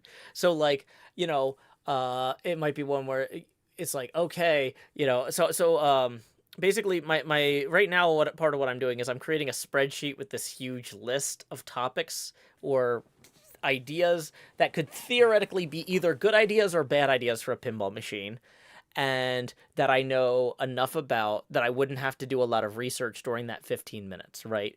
Like, if you were like, Joe, make a Barbie pinball machine, I'd be like, oh, I haven't seen the movie. I didn't have the toys. A Barbie pinball machine might be great. Somebody could make a great one, but 15, and honestly, like, if I worked for Stern and they assigned me the project, I will go deep dive that research, because when I was doing graphic design work, I would have to we would bring in authors all the time, and I would read two of their books and then design a poster around their concepts. Like, I can do research and then design things, but I can't do it in 15 minutes. You know what I mean? And so for the 15-minute thing, we would need concepts that I didn't need to do any research on. And so, yeah, I'm creating a spreadsheet full of ideas like that. Catch 22. I've read Catch 22 several times. I could do a pinball machine. I could pitch a pinball machine based on it in 15 minutes. It wouldn't be a fully fleshed out concept, but it would be a funny segment, you know. Yeah. Kindle says NASA pinball. Well, there's a lot of NASA pinball machines already. You'd really need to be more focused. That's why Deep Field is the space telescope pinball machine. But yeah. So that's kind of, so sorry, somebody asked what are my plans for season 10, and we've gotten derailed for 75 minutes. But basically, I'm just describing what my plans are for the next year, assuming I can afford it. Because the other thing is, let's see. Malazim says, that makes sense. We did some of the electronics and internals rebuild, making use of FPGA to digitize an old school cabinet he acquired. Oh, that's cool. Eloquent or Not says, it was a brilliant detour. Yeah, I mean, and this is the sort of thing that we should be doing over these hiati. We should be plotting out what our plans are and trying to get that stuff sorted. So I feel like I'm using this time well. I've been doing a lot of behind the scenes planning. I don't know if I still have it handy. Let me see if I can find this. But like, so for example, the bill of materials for the pinball machine. Like, newsletter 62. I think we might have a link. Yeah. So there's a bunch of stuff in here that doesn't have prices yet. But like, pinball machine bill of materials. Part of what I'm working on... Oh, dang it. That's all caps. Caps off. Pinball machine bill of materials. Okay. I'm going to try typing this a third time. Pinball machine bill of materials. Okay. So this is the partial list of what I'm working on for when I pitch sponsors or pitch potential sponsors about this. And you can see like estimated costs for things in there and whatnot. Some of them are actual costs. Some of these things, like, I don't know how much of the different colors of wire I'm going to need. Exactly which backbox hinge I'm going to need is going to depend on which cabinets are available. Some of these I just haven't looked up the prices yet. Or, yeah, I don't know how many. I've been told I should probably order a few dozen fuses. They're like, yeah, if you're not burning out your fuses when you're working on this, you probably have the wrong kind of fuses. If it's your first machine, you're going to burn through a lot of those. But yeah.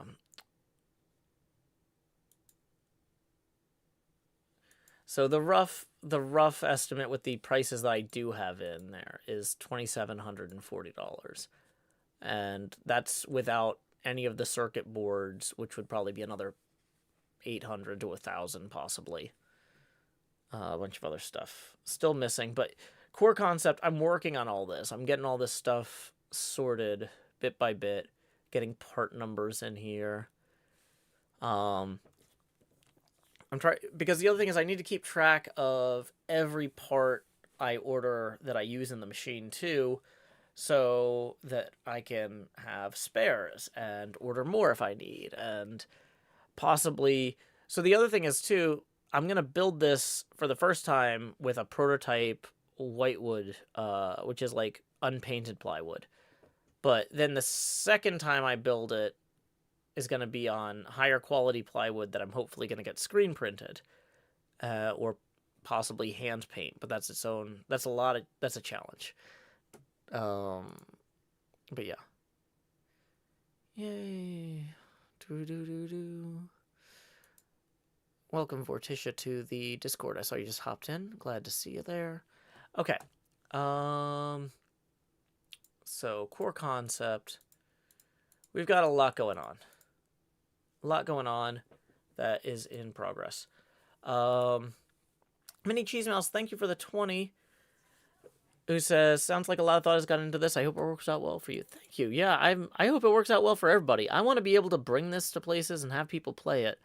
That would be really fun for me. Extremist says, dumb question, but instead of burning up fuses, couldn't you integrate a circuit breaker instead of fuses? Kindlelist says that circuit breakers are very expensive, but from what I've seen in the pinball world, the issue is that you need to use slow burn fuses instead of circuit breakers because there's big surges in power. Like when you flip the flippers, there's a lot of basically surges that would trigger a circuit breaker too quickly. Like basically everything in a pinball machine needs to be able to handle significant power spikes that are brief, right? So if you say, okay, the power spike when you flip the flipper is this long, so you need a fuse that burns out slightly longer than, or slightly slower than that, right? And so the things that don't necessarily require that, maybe you could use circuit breakers, but at the point where you're using fuses for some of it, it seems like it's just easier to use fuses for everything. Because the other thing is a circuit breaker is also very centralized. So Salem says, I feel like my main input would be that you should make this info into a pretty one-page summary for pitching purposes. Corporate people love a well-designed summary sheet. That is in my queue. Because, so there's actually a traditional format for a pinball machine flyer. And so I would probably use some of my graphic design skills. Let me see if I can go to ipdb.com and, or not .com, is it .org?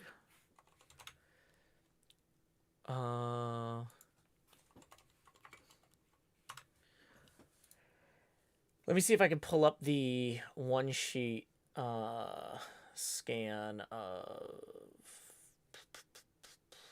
Oh, they don't have it for that one. Service... Oh, Game Flyer.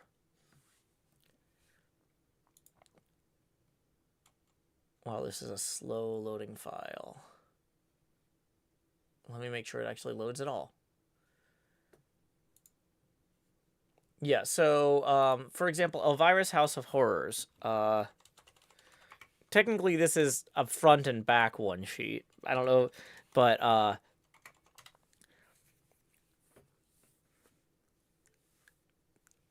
This is a modern pinball flyer. But yeah, it showcases the playfield features, showcases the cabinet, back box, translate, and side art. And, you know, these are generally for pitching to arcades and dealers. But yeah, I would basically lay out on a document like this, like, hey, here are the conventions that I routinely attend that I would be bringing this to, where you would also be getting, you know, promotional marketing in addition to, so it's like, okay, I would be streaming this every Monday morning and every Wednesday morning. I would, with the exception of like Mondays that are federal holidays and like the Wednesday before Thanksgiving, you know, basically non-holiday Mondays and Wednesdays, I'd be streaming this, but I would also be taking this on the road with me to at least these events, but possibly more. Kindle says NASA should sponsor your streams. NASA's marketing budget is not great. If I wanted to go to a NASA launch, I'd have to pay for my own hotel and flights, and they could move the launch 3 times. I really like the NASA social stuff, but we're out of pocket for 100% of it. NASA doesn't... I don't even think they provide food for most of those. I'm trying to think if they provide food for any of them. I think we had to bring our own lunches.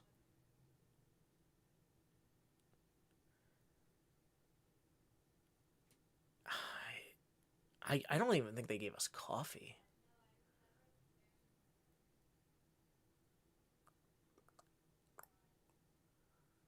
Yeah, I remember packing sandwiches and eating them out of my bag. Yeah, NASA does not have a budget to sponsor stuff like this. Whereas like companies that, yeah, well, no coffee is rough. If you're not expecting it, I would bring a like, because NASA says bring your own food and drink to these things, I just pack a thermos. Like I can stay ahead of this stuff. But yeah, so the idea would be to try to get this built out in a reasonable way. Hey, Joe. Oh, that voice sounds familiar. Let me guess. Is it Pearlescent Moon? Nailed it. Oh, how are things down under? Here in Tennessee, it's really cold. Well, crikey, it's pretty warm down here. For everybody joining us via Twitch and YouTube, this is Wells Night from Hermitcraft. Howdy, Wells. How's it going? What you up to? I am doing my Wednesday craft stream. Cleo and I usually hang out in this hangout chat during that stream, and then people pop in if they want. Oh, cool. Cleo is taking this week off, but I figured, just out of a sense of habit, I'll hang out here and see if anybody pops in. So I'm glad you did. Yeah, I literally just woke up, got my cup of coffee, sat down on my computer, and saw you were in Hangout chat. So I was like, yeah, I'll pop in for a little bit. Awesome. Yeah, I've been glad to see you so active on the Vault Hunters server. Yeah, it's been good. I've had some real life things that have kind of gotten in the way of normal Hermitcraft stuff, but Vault Hunters has been a nice little change of pace. So Yeah. Well, it doesn't require as much planning. It's easier to just hop on and do a vault and yep, yeah. for sure. I'm excited about the next season though. I'm trying to structure my season in such a way that doesn't require me to do a lot of intense planning. You know what I mean? Like Yeah. so it's like because that was one of the things like last season with the pinball machine was so huge. There were some parts of it where I was like, even if I'm completely brain dead, I can go in and put down 20,000 birch or something to build the walls of it. Sure. You know, That makes sense. it was the parts that like require a lot of artistic precision, like doing the pixel art on the sides, where I was like, some days I was like, my brain isn't, I can't do on the fly pixel art interpretations of space imagery right now. Yeah. Uh, so yeah, I'm trying to work out how I can how I can build my base plans such that on days where I'm feeling low energy, I can still get something done. Like always have something to do, but like Mm-hmm. depending on my level of capacity, you know. Gotcha. Yeah, I have no idea what I'm doing yet for a base and stuff. I've got a few ideas, but Well, still haven't figured it out. in terms of collab opportunities, one thing I really liked that some people did this season, like with Tango, had certain parts of Decked Out where he's like, "Hey, if you want to come build a room in Decked Out, let me know," type of thing. Um, so the build that I'm doing is going to be surrounded by like a labyrinth, and I was going to have certain areas where I was like going to mark out like entrance and exit, and Hmm. let other hermits just build. Hey, as long as what you make starts here and ends here, you can build anything in this area of the labyrinth. You know, you Hmm. figure out what you want to do in terms of the wall shape or materials or whatever. Um, so if that's something that would just give you something to do, like you could build a bunch of random sculptures or a city or whatever you want, like as long as it's a winding maze that starts and stops in the places I mark out. I gotta say, I don't know if I actually told you this. I ended up getting into D&D Oh, like a year and a half ago. no, I didn't know I, that. That's yeah, exciting. I've been playing for like a year and a half now. Hmm. I've been DMing for about 6 months. I have a weekly game that I run every Monday. Oh, great. Um, Not YouTube related in any way, shape, or form. Just you know, play with friends and stuff. Hmm. But like, I have a whole new appreciation for your Castle Ravenloft build from season whatever it was. Was that five, Yeah, it was 6? season 5. Yeah. But yeah, I'm actually finishing. I'm at the very tail end of a Curse of Strahd campaign right now, actually.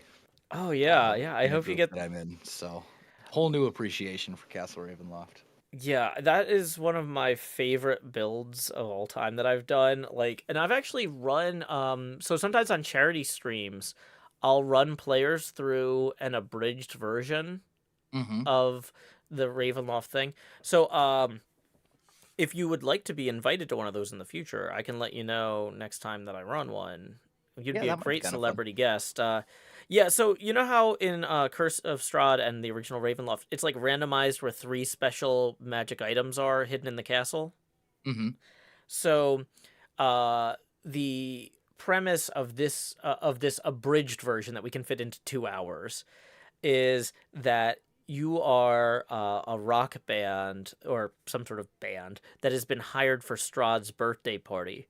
by Madame Ava, and your Oh, job is to lovely. hide these 3 objects. Uh, Ah. So in you're saying I get to play a bard? Yeah, well, and the thing is, it's kind of one of those things where I say like your character class doesn't have to be bard. You're just all musicians or But part I of the. want to play a bard. You could I do definitely. have an affinity for bards, you Well, know. then you could play a bard if you insist. Wonderful, darling. Wonderful. Yeah, and so the idea is that the players are theoretically, um, they've been their cover story is that they're exploring the castle, checking the acoustics of different rooms to see where they should hold their performance.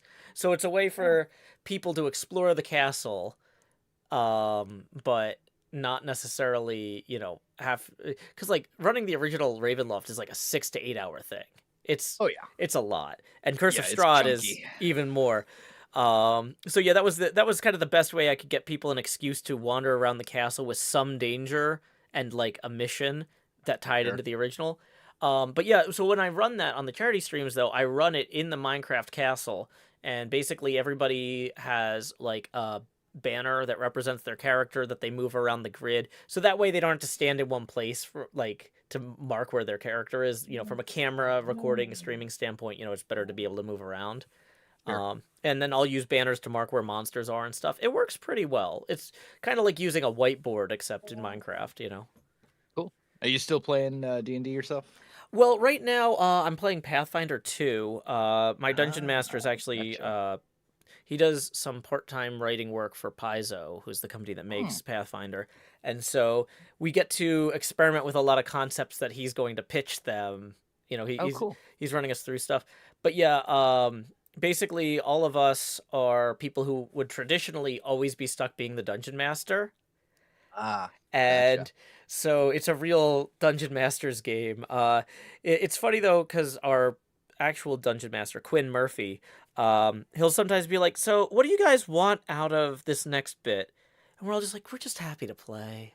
you know Yeah, and he's like, "Yeah, but in terms of like guidance, is there anything you want to see?" It's like, whatever you want, man. We're just happy to be here. sure. you know That's fair. Yeah, I so mean, yeah, it's fun. uh, yeah, man, I'm in, I have a game that I'm DMing on every Monday. Awesome. I have a new game that I'm going to start DMing every Wednesday that I need another player for. Ah. I'm in a Curse of Strahd campaign that's very near the tail end on Sunday nights. And then I'm in a campaign on Saturday nights. So like Wow. 4 nights a week, I'm doing something D&D related, That's whether it's pretty. DMing or playing. So Yeah, that's pretty intense. I mean, if you're looking for ideas for next season, I've actually done quite a few D&D builds. The Ravenloft one is the most obvious.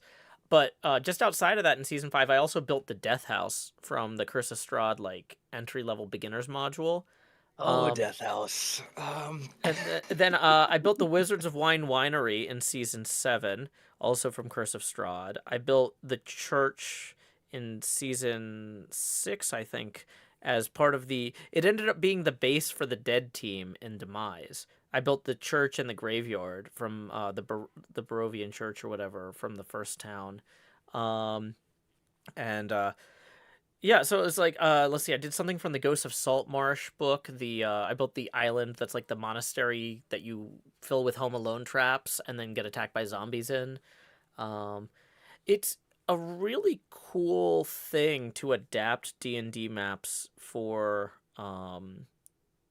Minecraft. Like even Mhm. the inn that I've got on the Vault Hunter series, that's my second crack at building the Drawn and Courtier inn from the Acquisitions Incorporated D&D book. Um so I would say if there's anything that really catches your eye in like a D&D campaign, what are you running? The one you're running, is that completely homebrew or is that something somebody else Yeah, made? it's a completely homebrew setting. Nice. Where are you here, Joe? I'll send you a Discord DM. I will pull that up. Map. There it is. So this is Rastelaria. It is a continent within a much larger world. Mm-hmm. But essentially, the idea is that every region of that map Is is it? kind of inspired by its own little fantasy trope. And this is a map you made, or you hired Yes. somebody? Do you mind if Yep. I This is a post map this I to the made. chat or share this on No, my go for it. stream for everybody to see? Okay, I'm Yeah, gonna. by all means, go for it. Cool. Yeah. Because it's always easier for them to see stuff like that. Also, Strange, thank you for tipping 2. I'm gonna rotate the camera another 2 degrees angular in appreciation, bringing us up to 198. Okay, cool. And then I'm gonna put this on the screen as well, so people who don't have the ability to open a browser real easily. Okay, so Wells, yes, Rastelaria. Tell us So more. that's the map. And the idea is that each region is inspired by sort of a different fantasy trope or setting. Mm-hmm. So, like the Tenarian Plains in the southeast are kind of your bog standard European fantasy. Shugoku above that is very Eastern fantasy, feudal Japan, ancient China, that sort of thing. Mm-hmm. The Gilded Woods are heavily inspired by Tolkien's Lothlorien, etc., Mm-hmm. right? And it's basically just a sandbox campaign where the party can go explore the world and do what they want. And of course, there's events that are happening and conflicts that are occurring and things like that that they'll learn about. Mm-hmm. But how they choose to interact with them, or if they choose to interact with them at all, like that's up to the party. So, Oh, that's cool. Yeah, yeah. this is a really beautiful map. What did you use a particular tool to make this, or Yeah, I use a program called Incarnate. Incarnate? Okay. Yep, it's a pretty common one, and I use that for all the city maps that I make as well for this world. Mm-hmm. So, like the capital city of Shugoku, Hontoshi. All the little individual cities in this world have their own maps as well. I'm gonna paste that in the Discord as well, or not the Discord, the Twitch chat and YouTube chat. Oh wow! Oh yeah, so you got this the city map here, Freisberg or whatever, with this keep. You know, Yep. like have you considered if you've already got like the map for this keep in your head, like maybe building this keep on your streams and kind of talking about like I find like talking about what I'm passionate about on like my streams and my YouTube episodes is, good. Um so like if this is something you're hype about and you know it inside and out, like maybe this is your season. Yeah, maybe. I don't know. We'll see. I'm Yeah. still a lot of this stuff is like I have a really pretty map, but Mhm. I'm making up the details as we go. That's fair. That's So fair. like um I've been DMing a campaign in this world for about 6 months. Mhm.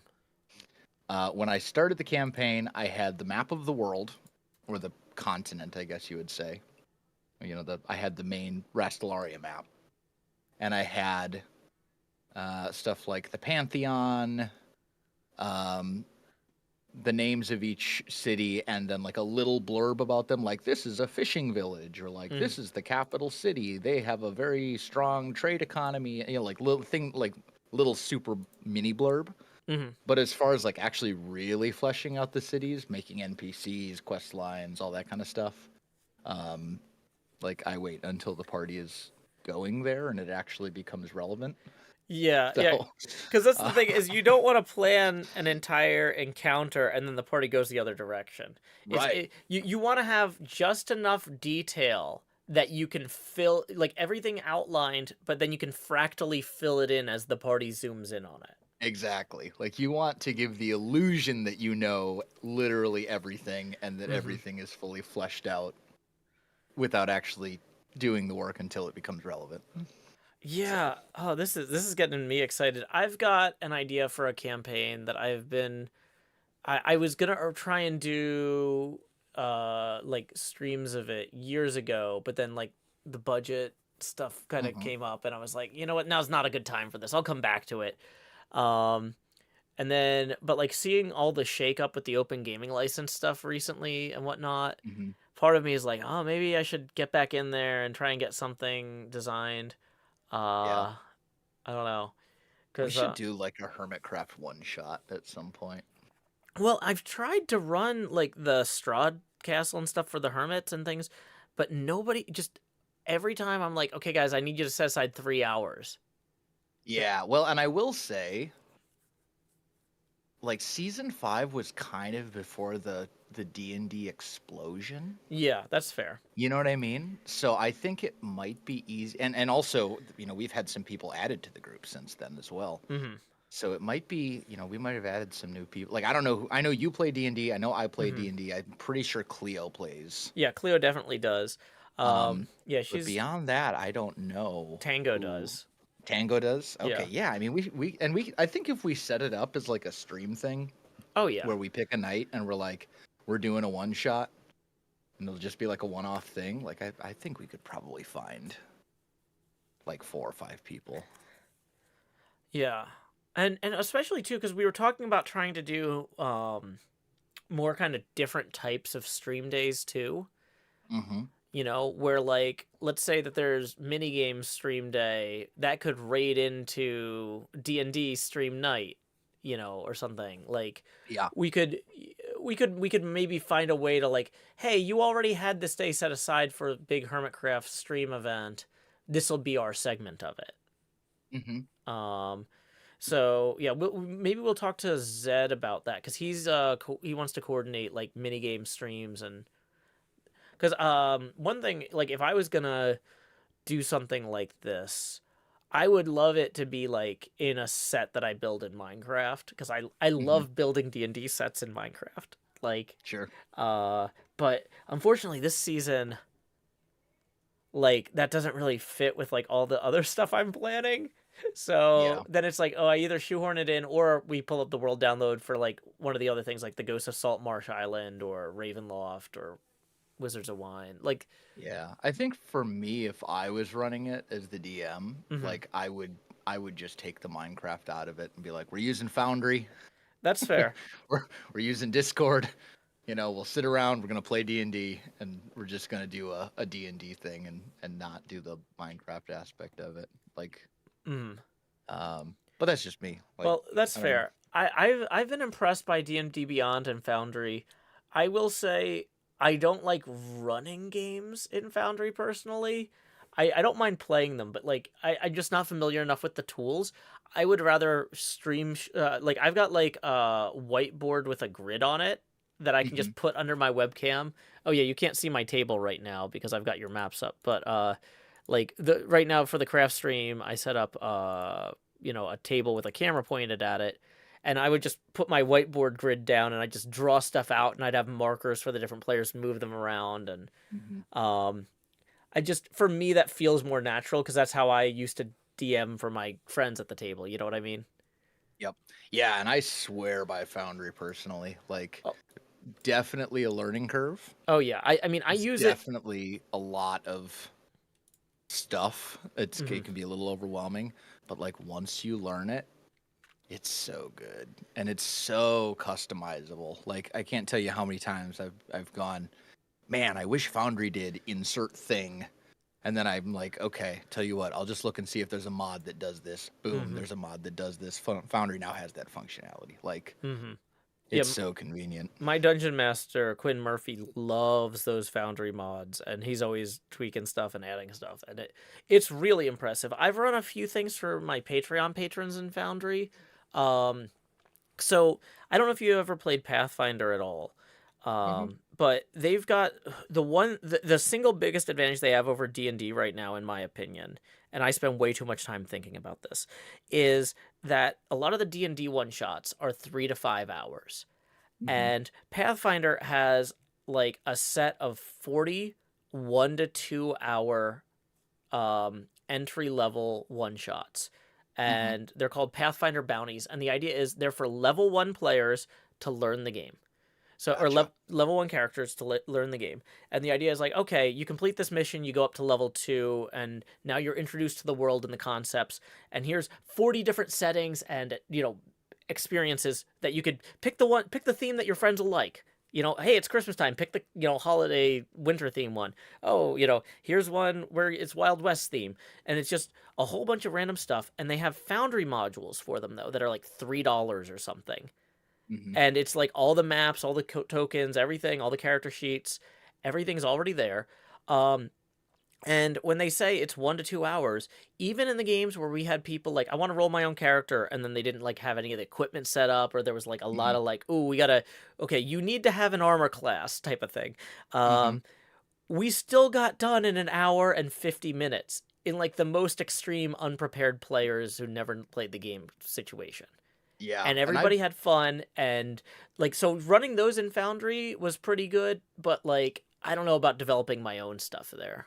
yeah, I've done some stuff sort of like that. Like every now and again, I'll be perusing LFG on Reddit, Hmm. and I'll find a post from, we're the group of 3 people who've never played before, and we really just want to learn the game. Can someone show us or something? Hmm. I'll find something like that, and I'll be like, hey, you know what? I have this little like D&D 101 sort of session that I run sometimes, where it's essentially like you spend the first however long kind of covering the basic rules and like this is what your strength score is and like stuff like that. These are what Sure. ability checks are, and then you do like a little super short like 15-20 minute one shot Hmm. that's essentially like a practical exercise for skill checks, and then well, skill checks and role playing, I guess, because there's social aspects of it too. Yeah, yeah, And then you go over the combat rules in brief, and then you do another sort of mini one shot that's has a little bit of combat in it. So, mhm. and the whole thing takes like 3 hours, but that includes explaining all the rules that they need to know.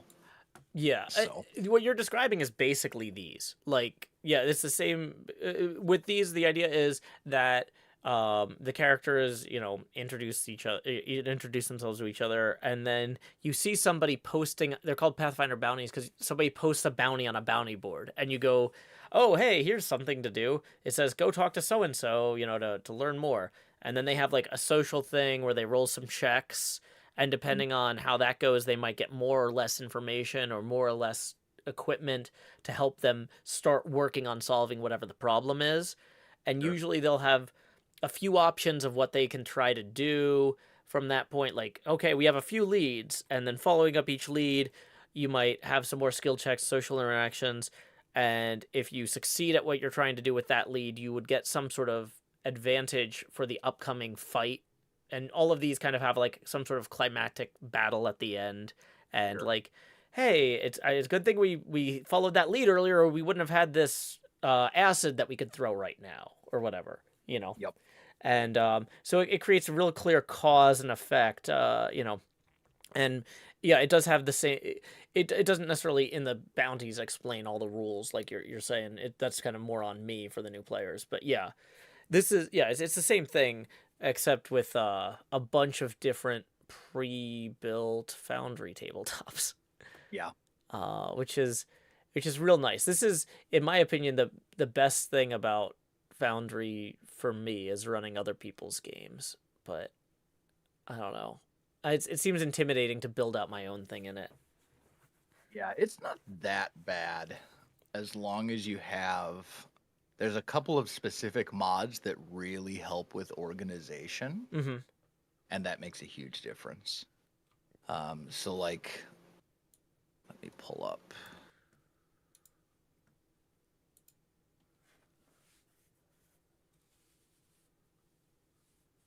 Let's see.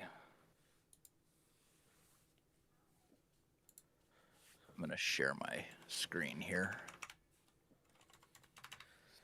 Drag this stuff off.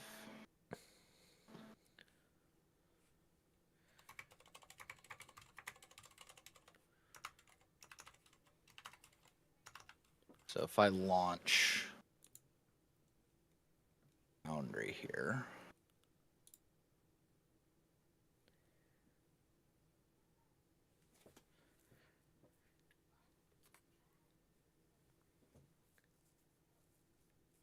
Yeah, some people are joining and are like, "Wait, what's going on? What about D&D?"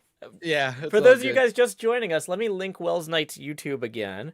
Uh, Wells is starting to get more active again recently, doing some vault hunting and returning for season 10. I can say that, right? That's Yeah. public knowledge. Yep. And So also House Flipper 2 House just came Flipper out. 2. I've Been been playing hearing that too. I've been hearing a lot about House Flipper from my fiance, I, who's I played a enjoyed. lot of House Flipper 1. House Flipper 2 came out a couple months ago. I've been playing that Oh, nice. as well. Yeah, I haven't gotten to play it yet. Mark Zero says, "I'm curious to know what an electron museum is." Oh, so yeah, I've got my season 10, or I've basically got my outline for the like last 5 seasons and next 2 seasons. Because I realized season 9, one of the reasons I didn't get everything done I wanted to was I was like, this is going to be our longest season ever. So I'm going to try and cram in as many ideas as I can. And I'm Hmm. like, of the ideas I didn't get to, 2 of them were each large enough to carry an entire season. And I'm like, you know what I'm going to do is I'm not going to try and do both of those next time. I'm going to take one and say that's season 10 and the other one's season 11. Just, I'm going to make better choices. Uh, yeah, my fiance says I've been watching Will's House Flipper videos a lot. Yeah, Well, there you go. there you go. So yeah, like Foundry, the nice thing about it is like organization is so easy. I can just have a file tree that I'm like, okay, Hmm. I need my maps. Here's a map for here's I can break it down into battle maps. Then I need battle maps for this region and then for this village and like so on and so forth. I can break everything down super easily. Same for like music. Give Um, me a second. I want to now that you've got this up, I want to load this Discord hangout into the OBS for everybody to see, if that's okay. yeah, yeah, yeah. Window capture, Discord hangout. Yeah. Cool. Okay. Please proceed. Yeah. So a few mods that I use. I don't know if you've ever heard of a PC game called Solasta Crown of the Magister. No, but that's an amazing name. Solasta, Crown of the Magister. Yeah, it is probably the closest game for 5th edition D&D, like a Okay. translation into a PC game that I've come across. Like closer than Baldur's Gate 3, Okay. honestly. Um but there is a mod that basically just takes the Solasta UI Mm-hmm. and puts it into Foundry. Okay. So you have like here's all of your skill checks and saves. Mm-hmm. And then here's your attacks and your spells, and it's all divided up nicely into action and bonus action, and so it makes things really really easy Oh, that is from an cool. interface perspective. Mm-hmm. Um, as far as organization stuff goes, like you've got folders and you can break those down. So I can have like, okay, here's my Bardify folder, Mm-hmm. which if for any of you who are DMs or GMs or run tabletop RPGs, Bardify is an amazing YouTube channel and you should totally watch them. Mm-hmm. They have tons of like ambient music or ambient like soundscapes and background music and stuff you can use. Oh, nice. So I've got like my Bardify folder, and then I can go music, and then I can be like, okay, well, here's the playlist for combat stuff, right? And so on and so forth. Like I could do the same thing with character tokens and with maps. Like there's so many things you can do organization wise. There's a mod for a little calendar so you can keep track of like what day it is. You can add little notes for like this is when the party was given this quest. Oh, that's The cool. due date on this quest, little things Oh, like that. having And you having and you having can appointments. It's like Yeah, well, and like you can make it so that the party can't see those yeah, notes, yeah, and they're yeah. No, but I exclusive to love yourself that. as the DM. Yeah, because I would totally So lose track of like you've got 30 days to find this bandit, and it's like yeah, when were we told that? I don't know. That was 6 months ago, real time.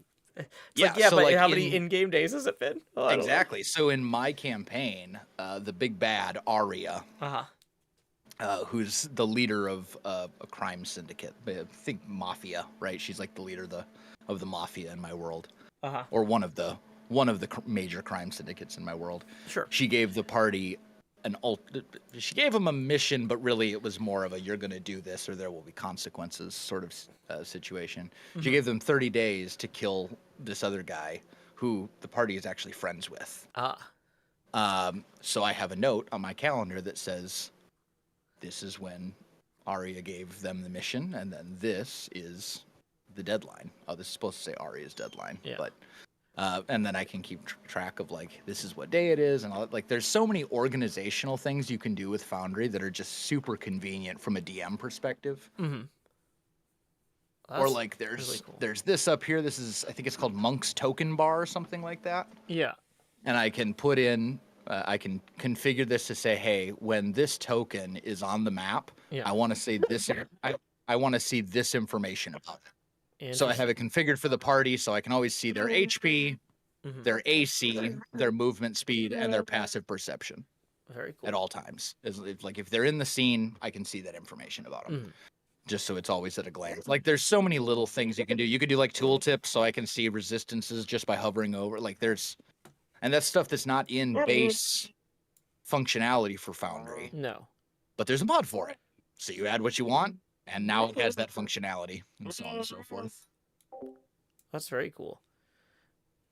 Yeah, I was gonna say I think the dog is a little in need of attention there.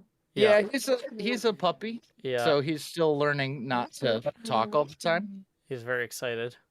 Very much so. Oh, that's cool. Okay, well, I'm gonna go ahead and hide that window capture window there. But yeah, um, no, that's true. Yeah, we could just run something in Foundry. Honestly, yeah, I could probably run a Pathfinder bounty. I mean, it'd be kind of basic for the crew that we have. I should look into other stuff in Foundry. Yeah, you're getting me really excited about this at a time when I've already got a lot of projects. But like, Yeah, I mean, that's I still know good. I know I have some homemade one shots that are just sitting around that I could run basically at the drop of a hat. Yeah. I'd have to like upload the maps and stuff to Foundry, but like I already have the maps. I would just have to upload them. So like it would be doable for sure. And like obviously you could run stuff like I don't know who all within Hermitcraft has DM experience. Yeah. But like I know you do. I know I do. do. I'm assuming some of the other. I think Cleo runs her games. At least some of them. So yeah, I'm not sure about Tango. Yeah, but I'm sure we could figure something out if that's something like if we hadn't, maybe we should just bring that up at the next meeting and be like, hey, we were just thinking if Yeah. there's interest in this, and if there is, we can figure something out. We need like 4 to 5 players. Plus, whoever's gonna DM, whether it's you or me or whatever. I mean, But that could be fun.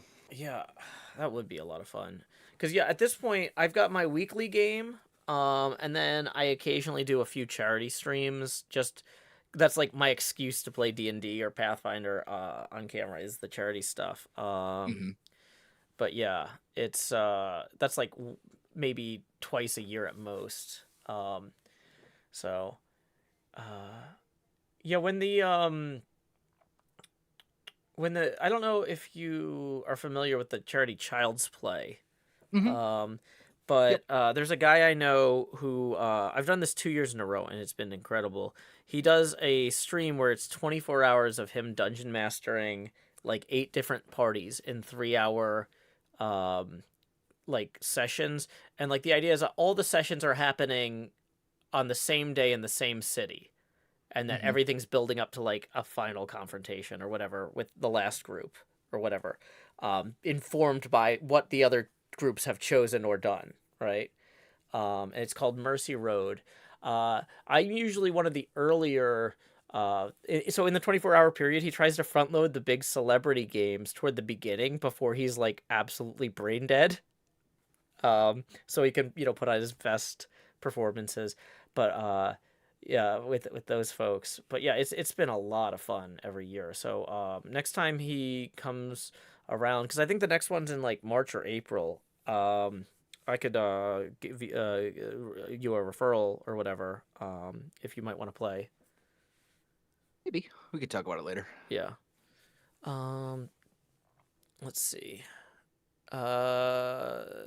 See, Tango doesn't want to stream. Apparently, Tango has said he wouldn't stream D&D because he doesn't want to deal with backseat DMing. That's fair. It doesn't have to be his stream. Like, because that's the other thing that I think the Hermits need to get better at is just saying, like, I will show up for something even if it's not on my channel. Like, in some ways, it's a lot less stressful. Like, I run into this sometimes because, like, I'm like, oh, I got to pick up my kid from school in the middle of this, so I can't stream this event. I'm just going to sit here and have fun and occasionally crack jokes, Yep. And that's been kind of really good. Just taking a break from always being, because I'm still, like, on as an entertainer, but I'm not, like, worrying about managing my stream or my recording at the same time in the same way. Yep. Makes sense. But yeah. Let's see. Yeah, there's a lot to think about. I saw that with the new, I think it's called Orc System, is like the new spin-off of the Open Gaming License thing. Um, what is it called? Is it Open Resource Catalog or something? I don't know. Is that the name of the license? Orc license? Open RPG Creative License. Yeah. Um, yeah, I would love to make something and actually publish it again, because the last like tabletop project I published was like back in like Hermitcraft season 2 maybe. Yeah.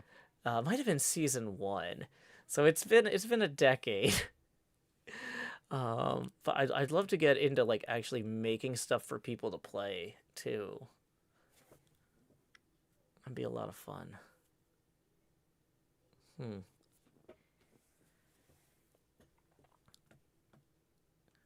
Yeah. Well, I was gonna say we're coming up on the hour here. Usually we wrap up these streams between 10:30 and 11. I'm getting a little hungry, but I kind of kept going because I was really excited about this chat. Thank you so much, Wells, for stopping by. Yeah.